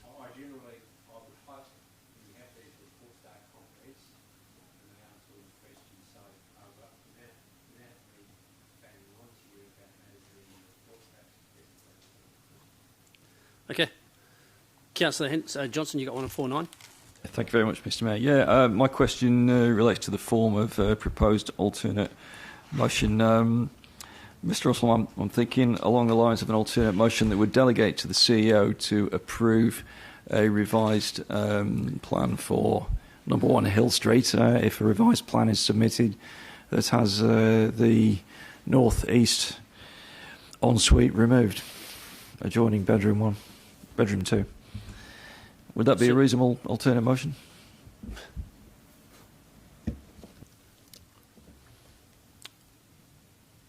Well, potentially, as you've heard from Mr. Griffiths, and I was a bit surprised to hear from Mr. Griffiths to say that he seems to have been dealing through a proxy and has had no contact at all with the owners, and the owners are registered. We know who the owners are. I think poor old Mr. Griffiths was in the peculiar situation of not being in any way able to speak for his client or take instructions from his client, and he'll probably have to go away and do that all through his client's proxy. So it's a mystery as to whether or not the actual owners will accept that. The nature of your motion to delegate to the nature of a change is in the nature of a refusal of the application as it's been submitted. So it really, you could do that. What you're really saying, it's two-part, Mr. Mayor. What you're really saying is we don't approve the application as submitted, and you must supply reasons for that. Secondly, you may move a motion to say, but to delegate to the Chief Executive Officer authority to approve an application so amended that may delete the wing ensuite to the front facade of the building if that is what you desire. And whether or not with such a motion expressed, Mr. Griffith's clients go, well, we don't want to argue or fight this with the council and the SAT. We'll just make those changes with a pre-communicated intent that if you make those changes, they'll get a conditional approval. But you can do it that way. That's how you would have to do it. Whether that's acceptable or not, well, that depends on the owners. In that case, Mr. Mayor, I'll come up with an alternate motion along those lines. Yep, good. I've already got you listed. Councillor Richardson. Thank you, Mr. Mayor, through you to staff. Does the council have a policy regarding solar panels on a Federation House in Guildford as yet? Mr. Russell. No. Right. And what is the process for applying to have solar panels installed on Federation House in Guildford? You make a development application, Mr. Mayor. Mm-hmm. And another question, why might an owner be required to produce an artist's impression of solar panels on a Federation House, and then another house is a street away refused, and then the Hill Street application, as the gentleman said, is passed through Heritage Council? I'll respond to that, Mr. Mayor. In the first instance, what Councillor Richardson is referring to correctly has not yet been refused. It's been requested for some further information. Mm. Secondly, the point of difference between the example that Councillor Richardson is referring to in the Hill Street is the nature of the positioning of the solar panels on the roof. And in the first instance that Councillor Richardson is referring to, the solar panels are visible from the main street. In this instance, the solar panels are actually obscured to the back of the roofing and obscured by front roofing, such that they are not seen or hardly seen from Hill Street. So the two circumstances are manifestly different. But I understand it's a natural query that you would have, because it raises the question as to whether there's inconsistency in the request that the Heritage Council is making, but assuredly for the reasons I've outlined, there isn't. They're two different scenarios. The Heritage Council will be interested naturally in the impact of any solar panel additions on any heritage building or on a building that's part of a heritage area such as Guildford if they are visible from the street. Where they're not visible from the street or obscured by intervening building structures or anything else, the issue, of course, doesn't arise as much. Thank you, Mr. Russell. Any other further questions of Mr. Russell? Councillor Johnson. Yeah, thanks, Mr. Mayor. I finally get to 4.11. Is that a question for Mr. Russell? 4.11. Is that on? Yeah, it is. We'll start with Mr. Russell. Or would it be? The question is the $1.6 million that was realised when the park was sold. Is that still available? I think that might be a question for Ms. Yeah, Lake. I agree.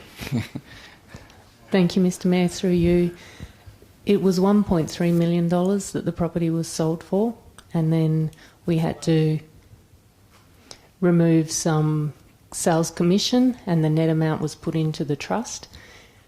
I would have to confirm the figures and get back to you, but it was in the order of 1.26 million.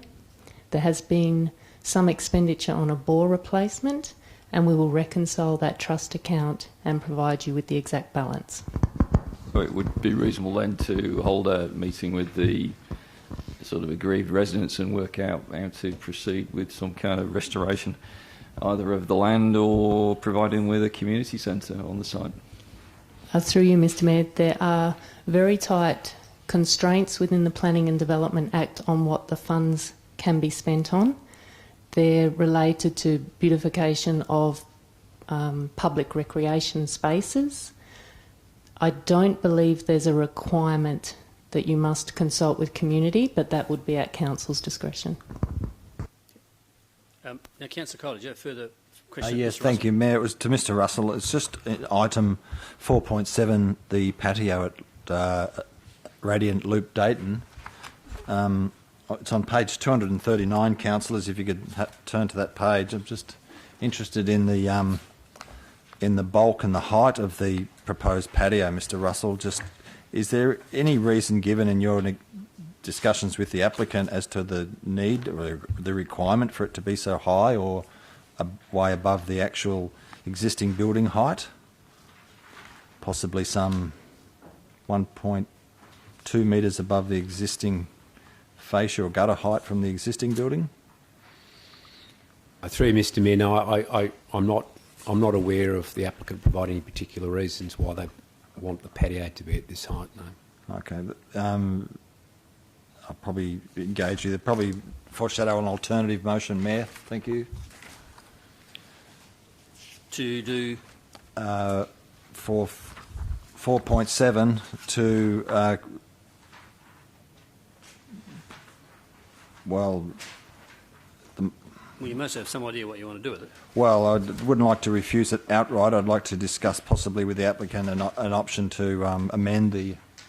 Well, you might want to have a tack Mr Russell. I think I will during the week. Thank you. Any other questions, Mr Russell? Councillor Kelano. Actually, I wanted to just talk about the Kungamaya Childcare Centre. So is that actually a community health facility? Well, I'd question whether it's relevant here because it's not on the agenda, so it's not an item on the agenda. So maybe that's a general discussion with your police officer. It's to do with the that particular 4.11. Just curious to know, it was mentioned in the deputation, so I just wanted a bit of clarification as to whether it is a City of Swan building, the childcare centre, that's Gumnuts or whatever it is. Is it? Mr Coates? Yeah, I think they're referring to the Gumnuts Centre, which is a city building that we lease out, but I can get details. Okay, thanks. Thank you, Mr Russell. Thank you, Mr Mayor. Okay, Mr Vanderlyn, that comes to you with the two items that we have, which is the 2.1, which is the Sustainable Environment Strategy. The item there is to go out to public comment. And your other one is the 3.1 Strategic Community Plan Report.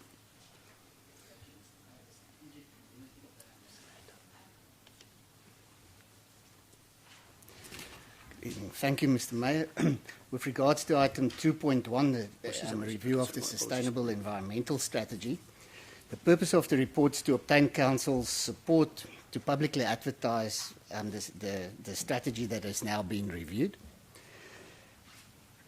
The City's current Sustainable Environmental Strategy was already approved by Council in 2012, at a time when the City had a limited amount of strategic documentation to guide its environmental approach.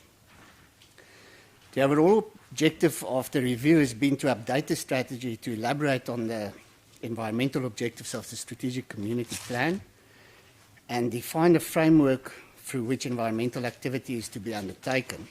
An important outcome of this process is that the revised strategy should provide a strategic direction.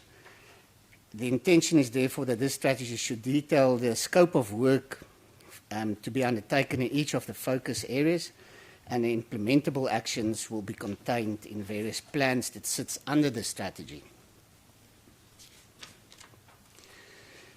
The Sustainable Environmental Framework divides the city's environmental approach to 6 focus areas, with the associated action plans for each of these is listed on page 31 of the agenda.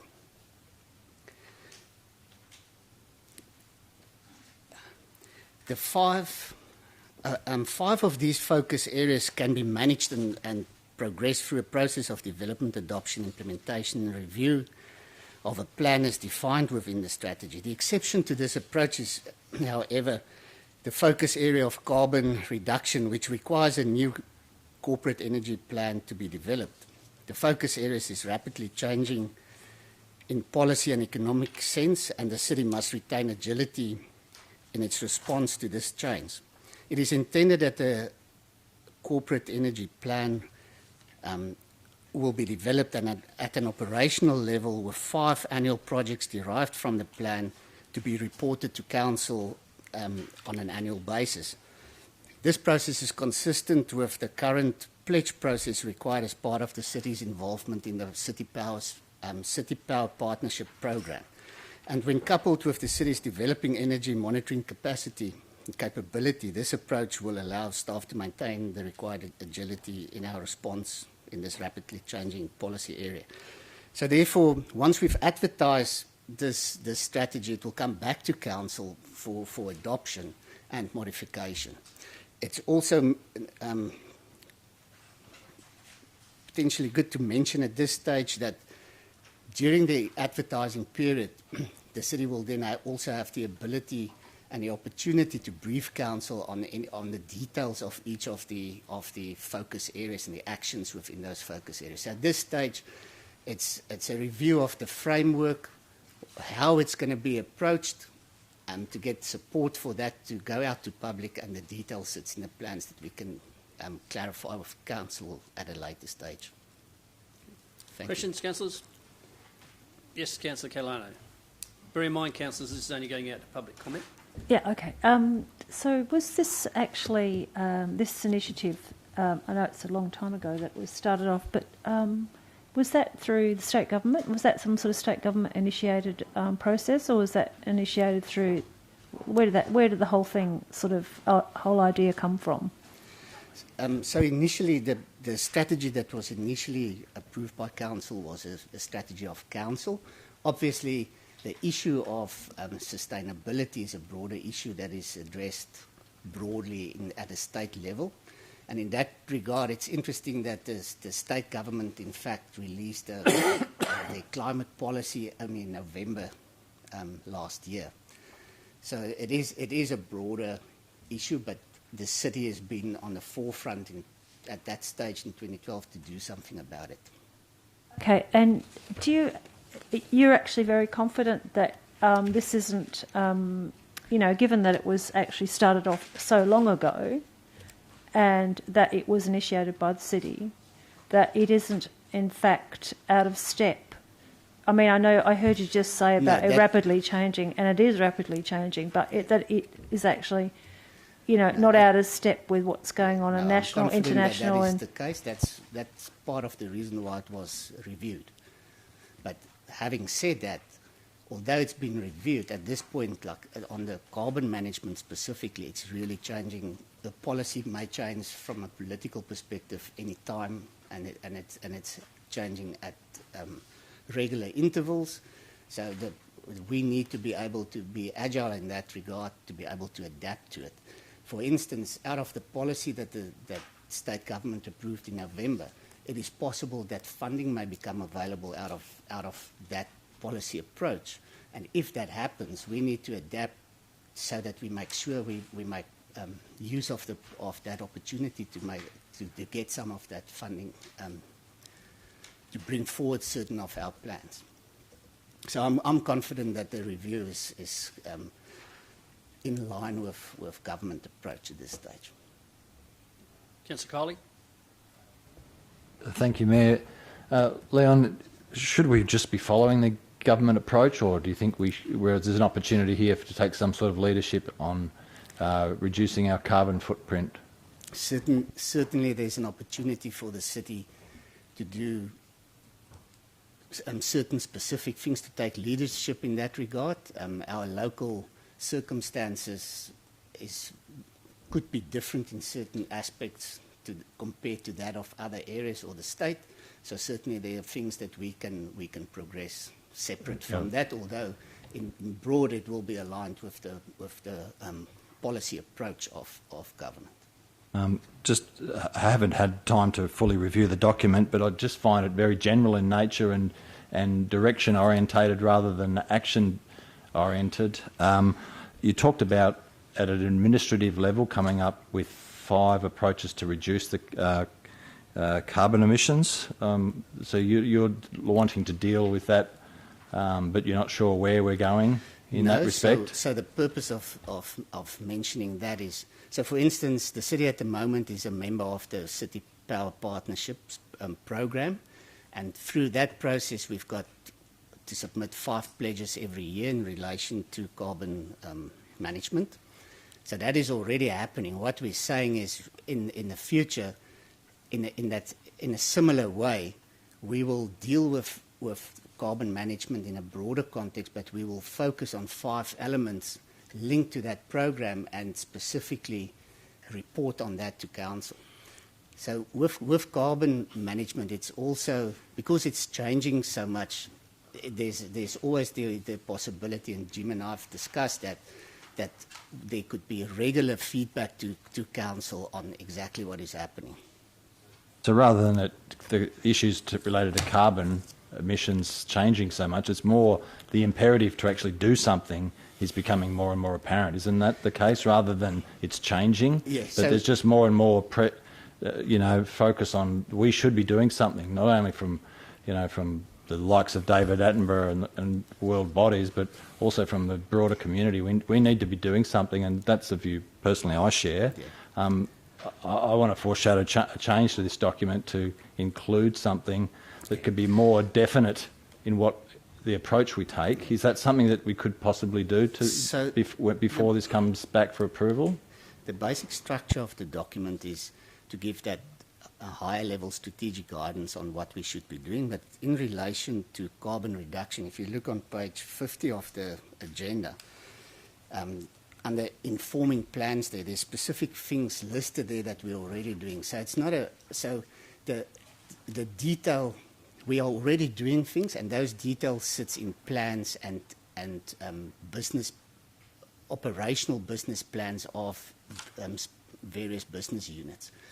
So it is unlike the water management plan, for instance, that you can prepare a plan and run with that plan for the next 5 years. With carbon, you have to adapt all the time, but there's a lot happening and already being done. So it's just difficult to put it in a strategy to have that detail identified over the next 5 years. Well, just foreshadow what you're going to do. I'm looking on page 50, as you suggested, the informing plans.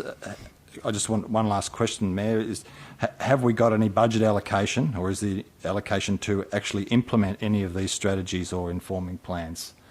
Because in my discussions with Mr Coaten, we haven't got an allocation of funds to actually put these plans in place, and that really concerns me, that we put it down on paper, but we've got no action in place or no follow-through through any allocation of a budget.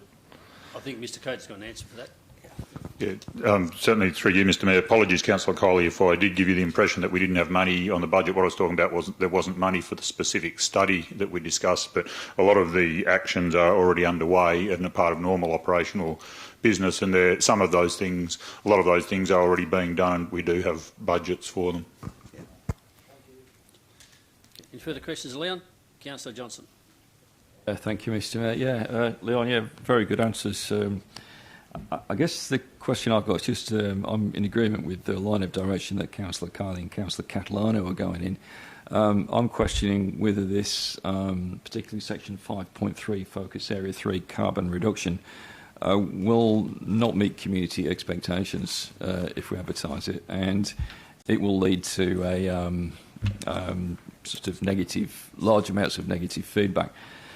And the question I've got really is along the lines that's been suggested, that there's lots of good statements here, but there's no targets. Plenty of other local governments have already taken their own local government operations carbon neutral already, and with her, we ought to be amending this document to include something like that in there before we go out to the community, because otherwise we just get a lot of people coming back saying it's just PowerPoint and you're not actually doing anything.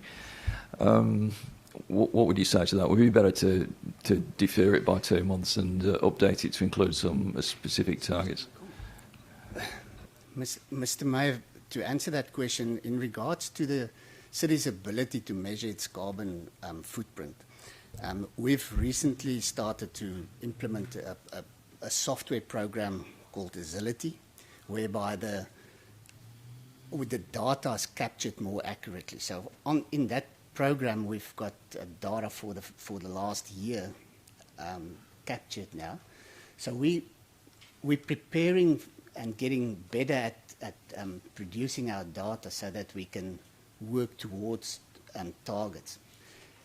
The whole question about targets is also dependent on government policy, what funding is available, and how quickly the technology change. So it's for that reason that from out of the city's power partnership, we've decided to choose specific actions that works toward the reduction of carbon emissions to ensure you're working in the right direction until such time as you've got enough data so that you can determine specific targets. It's also not appropriate to have a target that you know is a theoretical target that's not practical to reach. But that is so. The whole thing of a target is something that is being worked on all the time. My view would be that the report as a strategy is sufficient to go out to the public, and that the detail within the carbon reduction focus area will be developed in the plans that sits underneath the strategy itself. So it makes sense. If we go out to the community with this document, the worst that can happen is we get an awful lot of feedback saying that we need to be trying harder. So I think what you're saying is, I hear what you're saying. I think it doesn't, Mr. Mayor. I think it doesn't quite meet the market. Is my view. I don't think it's quite where it should be to meet community expectations. So I do hear what you're saying, Liam, but I am a bit concerned that we're going to have a lot of people turning up saying we're out of step with current thinking. Mr. Mayor, if I may respond to that, if that happens, we then have the ability to modify the document before it comes back to council, brief council, and go back and change things. And by then, how quickly these things change, things would have changed in any case.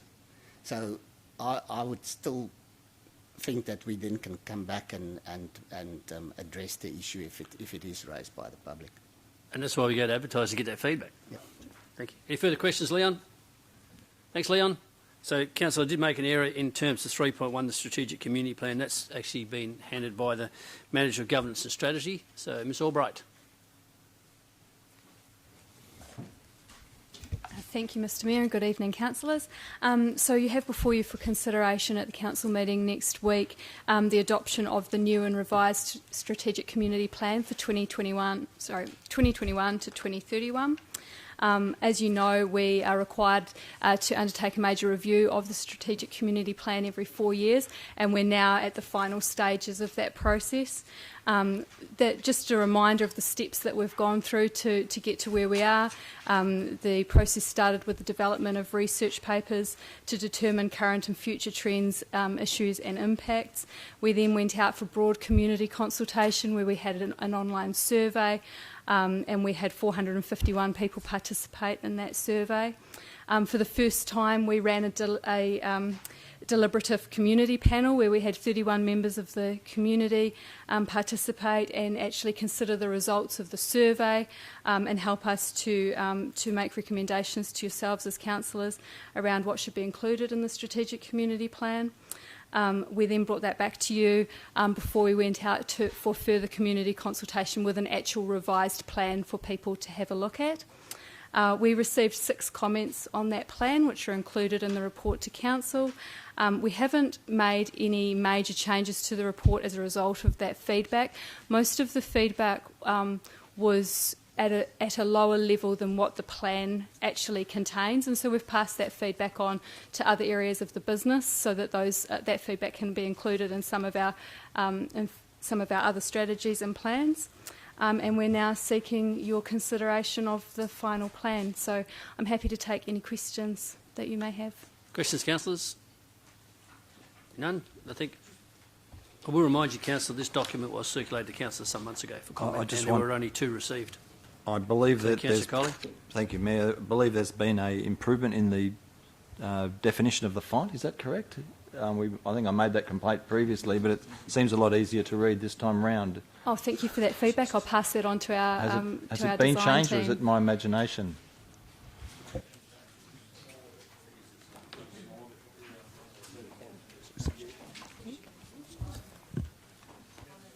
Thank you, Amanda. Okay, councillors, before we go to items to join, are there any further questions of staff?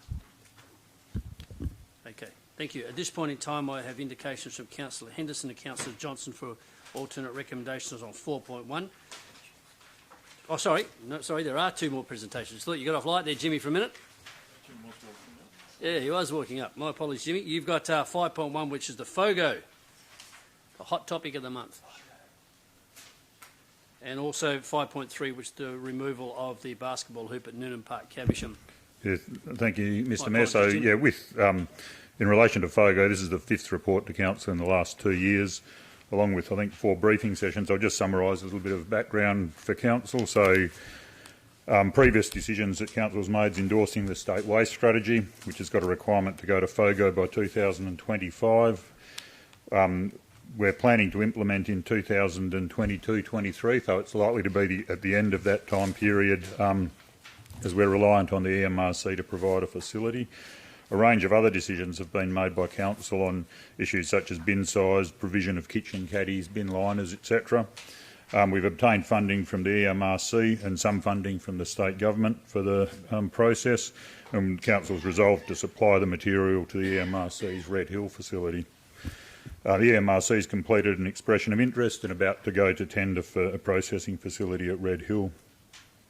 In the last report on the 18th of November, Council resolved in part to request a report on the feasibility of a 240-litre red-lidded residual bin with a weekly collection, and that's the purpose of the report in the agenda for next week's meeting.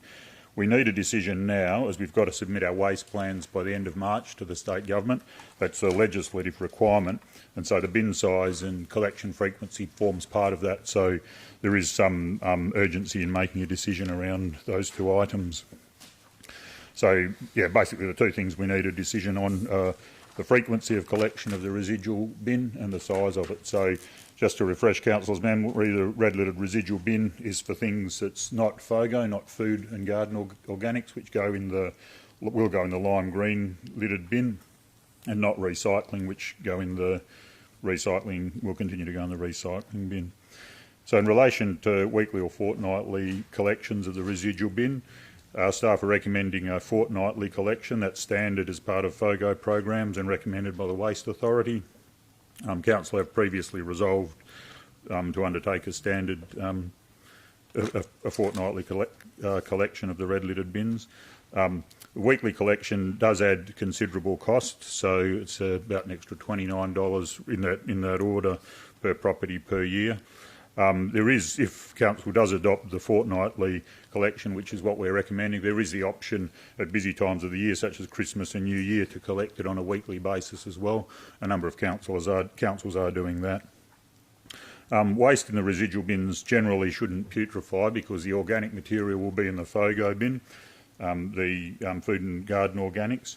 There are some issues with a fortnightly collection things such as disposable nappies, which can lead to odour problems if they're in the bin for a fortnight. But and other councils have addressed those issues through waste education in terms of information and education on wrapping and sealing to minimise the odours in in bins. And we'll never eliminate odours from bins. Whether we get them at the moment when the standard bins are collected on a weekly basis. So they never will be eliminated, but they can be minimised. We're recommending fortnightly collection, as staff don't believe that the additional cost is justified for a weekly collection. In relation to bin size, that's the other part of the decision.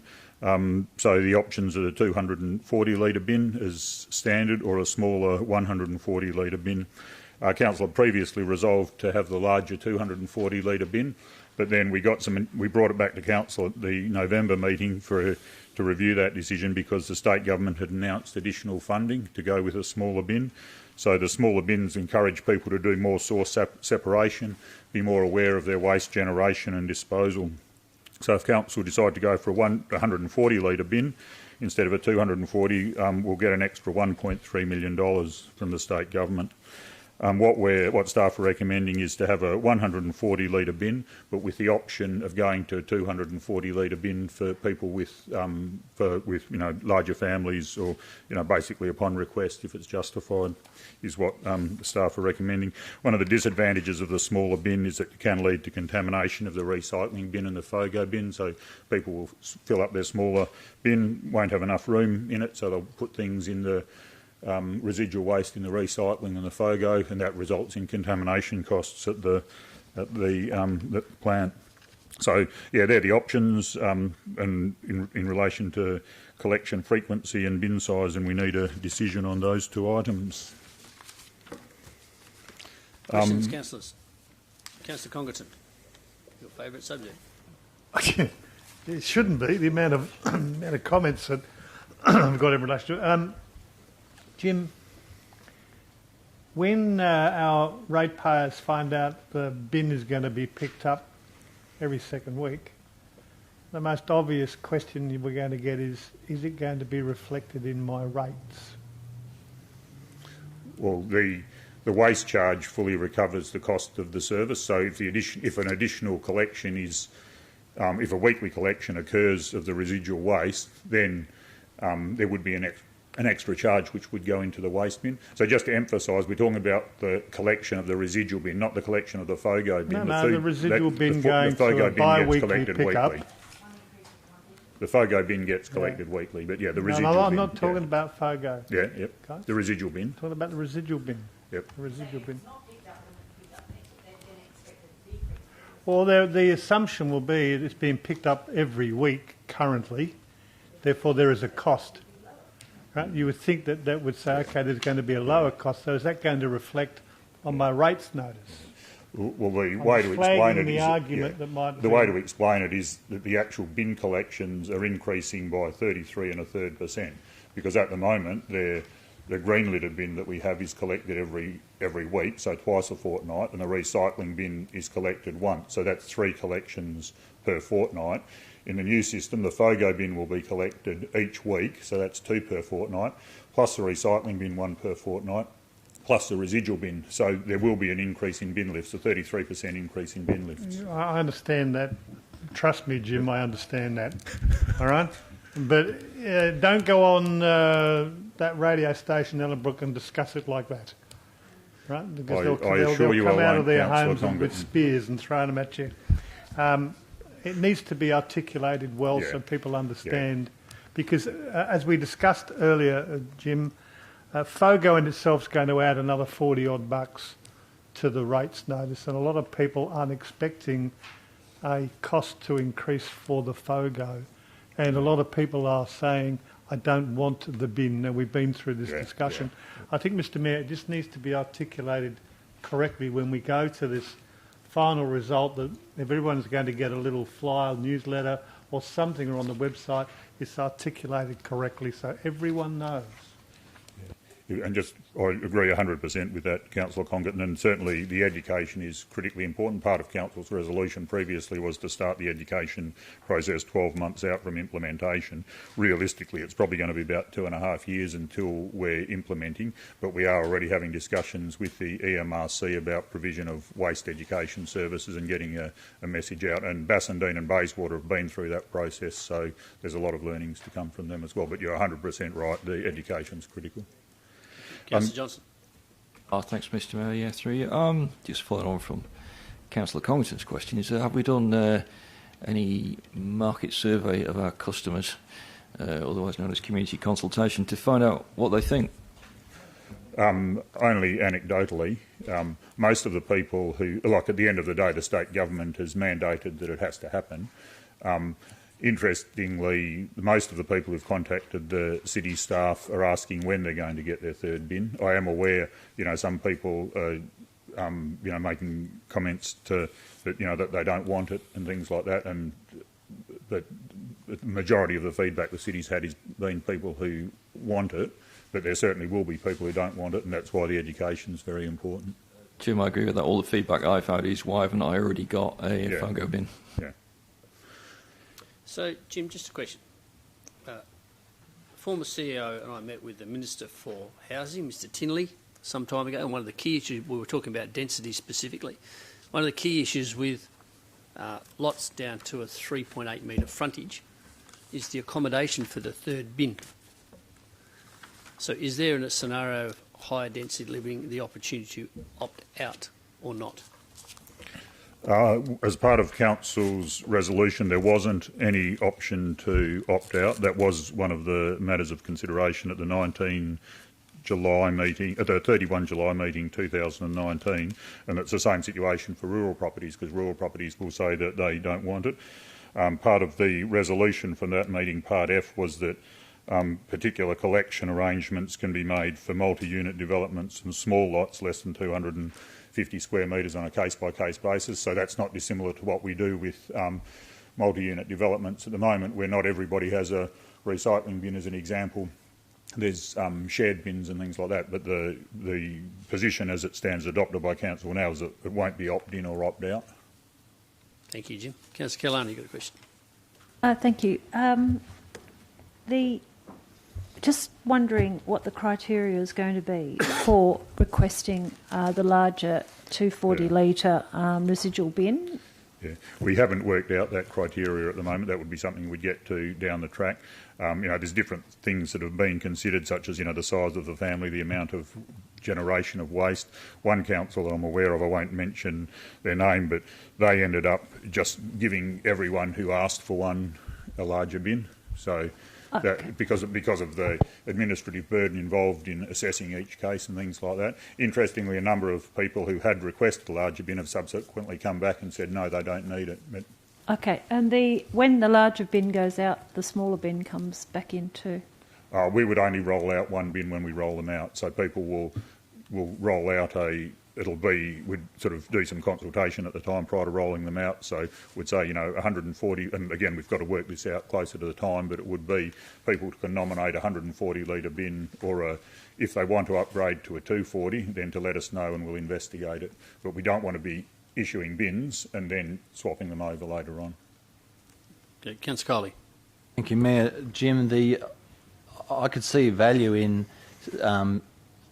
still issuing the 140 litre bin, but still doing a weekly pickup, so people get the idea that they're going to have to at some stage reduce their level of waste down. Was that something staff have considered, like maybe 6 months or a year, where we just do the weekly pickup? We haven't considered that. That would be something that could be looked at. I think it would be the case that what I'd be a little bit concerned about, just thinking on the run, is that once you start a weekly pickup, and then if you drop back to fortnightly, you're lowering the level of service, and that's always hard. So I would suggest that it would be better to do it at fortnightly, and then monitor the busy times, Christmas and New Year, and do a weekly collection around those times. Because I think if we start weekly, we'll find it very hard to drop back. We'll get a lot of complaints. But that's just my opinion, thinking on the spot up here. Councillor Scanlon. Thank you, Mr Mayor. I'd like to ask Jim about the 240-litre bins, giving those to people that request them. Why is the staff recommendation that there should be the same cost when there's twice as much rubbish going to landfill? Oh, because otherwise what we're concerned about is that if we say a 140-litre bin is less, people will ask for the 140-litre bin to save money, then they'll fill it up and then they'll contaminate their other bins. So people will always take the cheapest option if you give them, or not always, but a lot of people will. And so people who probably have a genuine need for a larger bin will go to the smaller one to save money, fill it up by halfway through the week, then the rest of the material will go into recycling and FOGO, and their bins will be contaminated and contaminate the whole truckload. Yeah, understand. Thank you so much. And just one further question on this.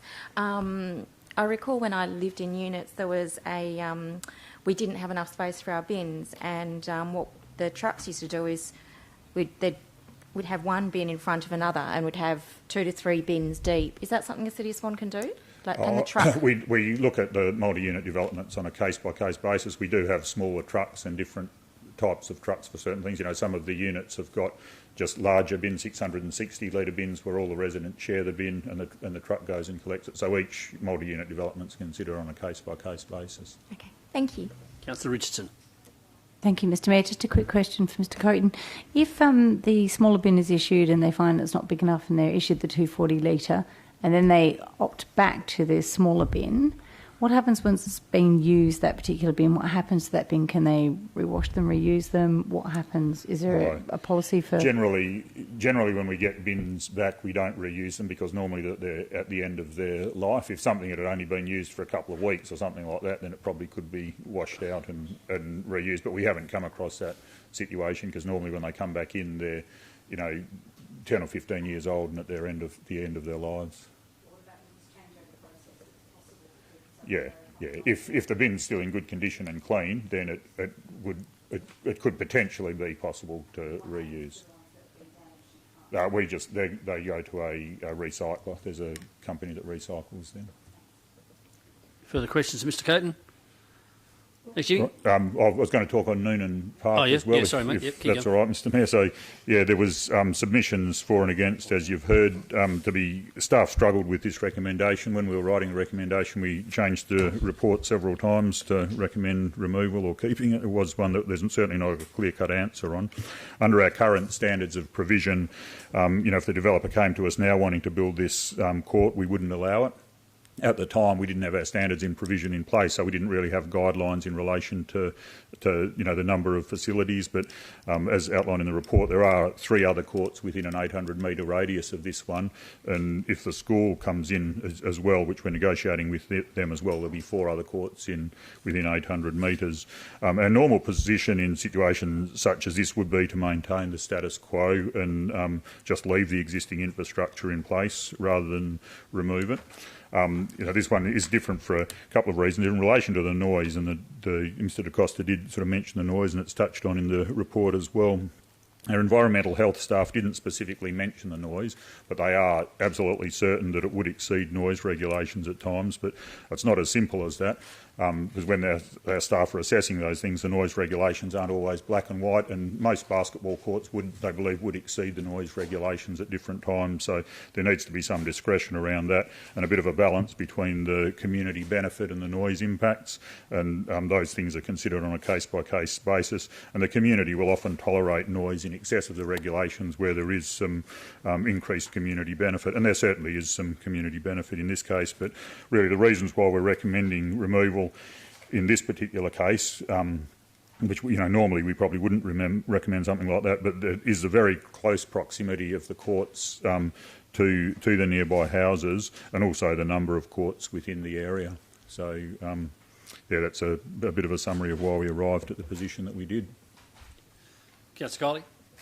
Thank you, Mayor. Jim, where are we up to with the negotiations with the Department of Education on the use of the basketball courts there? I'm not sure of exactly where we're up to with it. I'll have to take that on notice, and we can include that in the notes if you like. But the negotiations are ongoing, but I'm not sure what stage.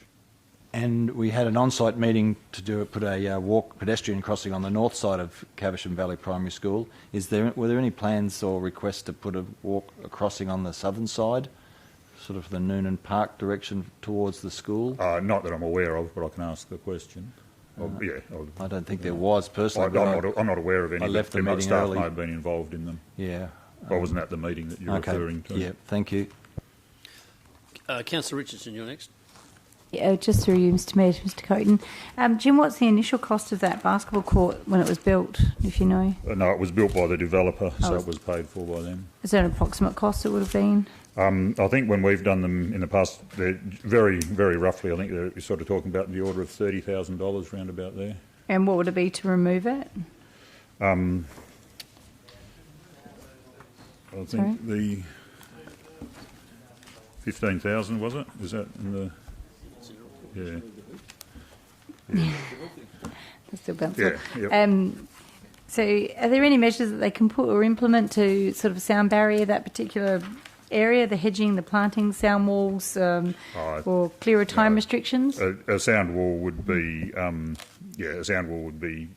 prohibitively expensive, and vegetation only creates the impression of mitigating sound. It doesn't actually have an impact. So.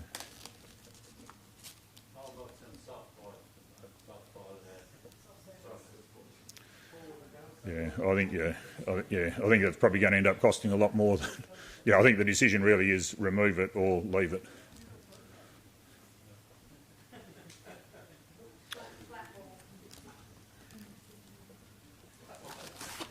Okay, yeah, I'm just Councillor Scanlon. You might have been next, I think, and then Councillor Lucas.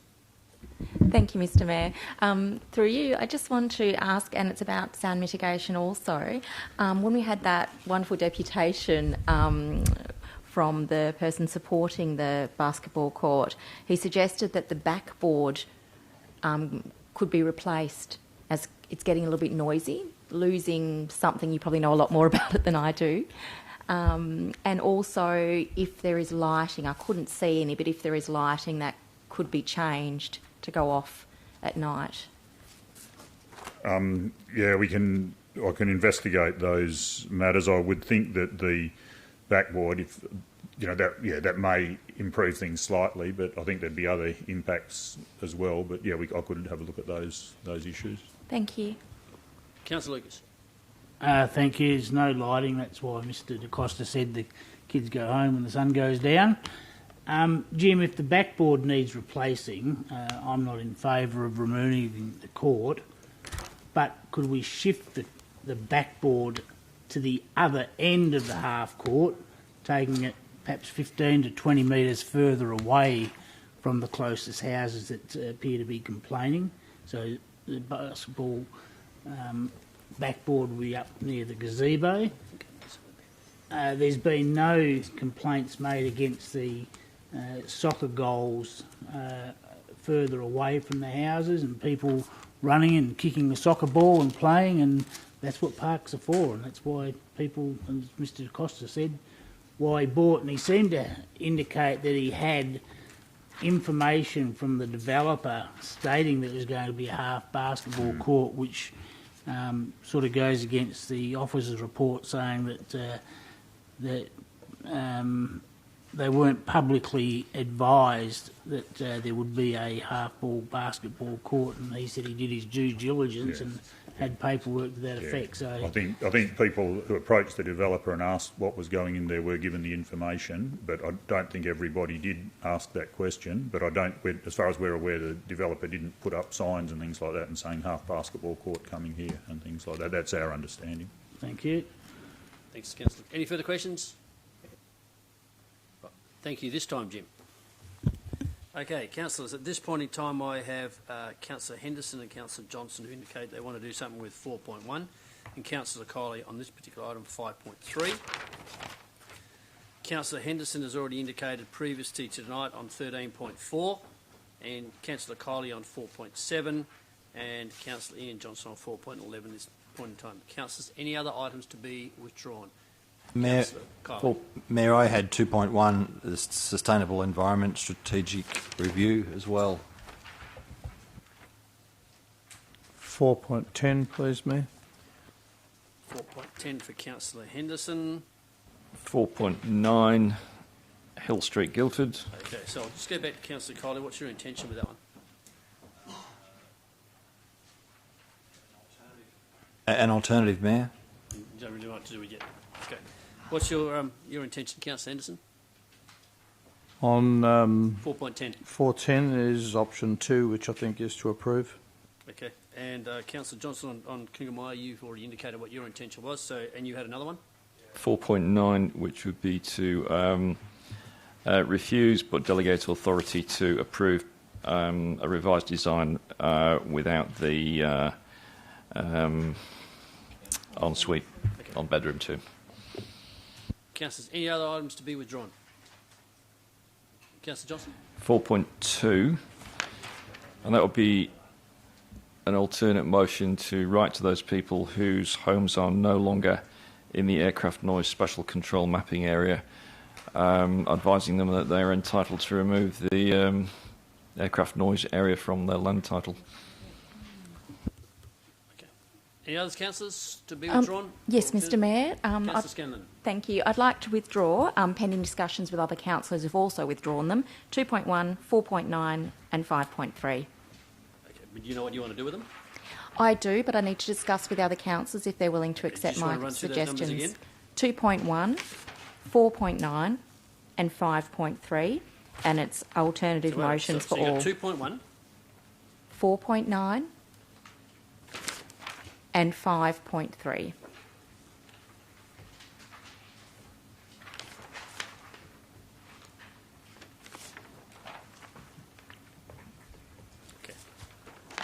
Anything further, councillors? None? No more to adjourn. On that note, we'll call the meeting closed and have a good night.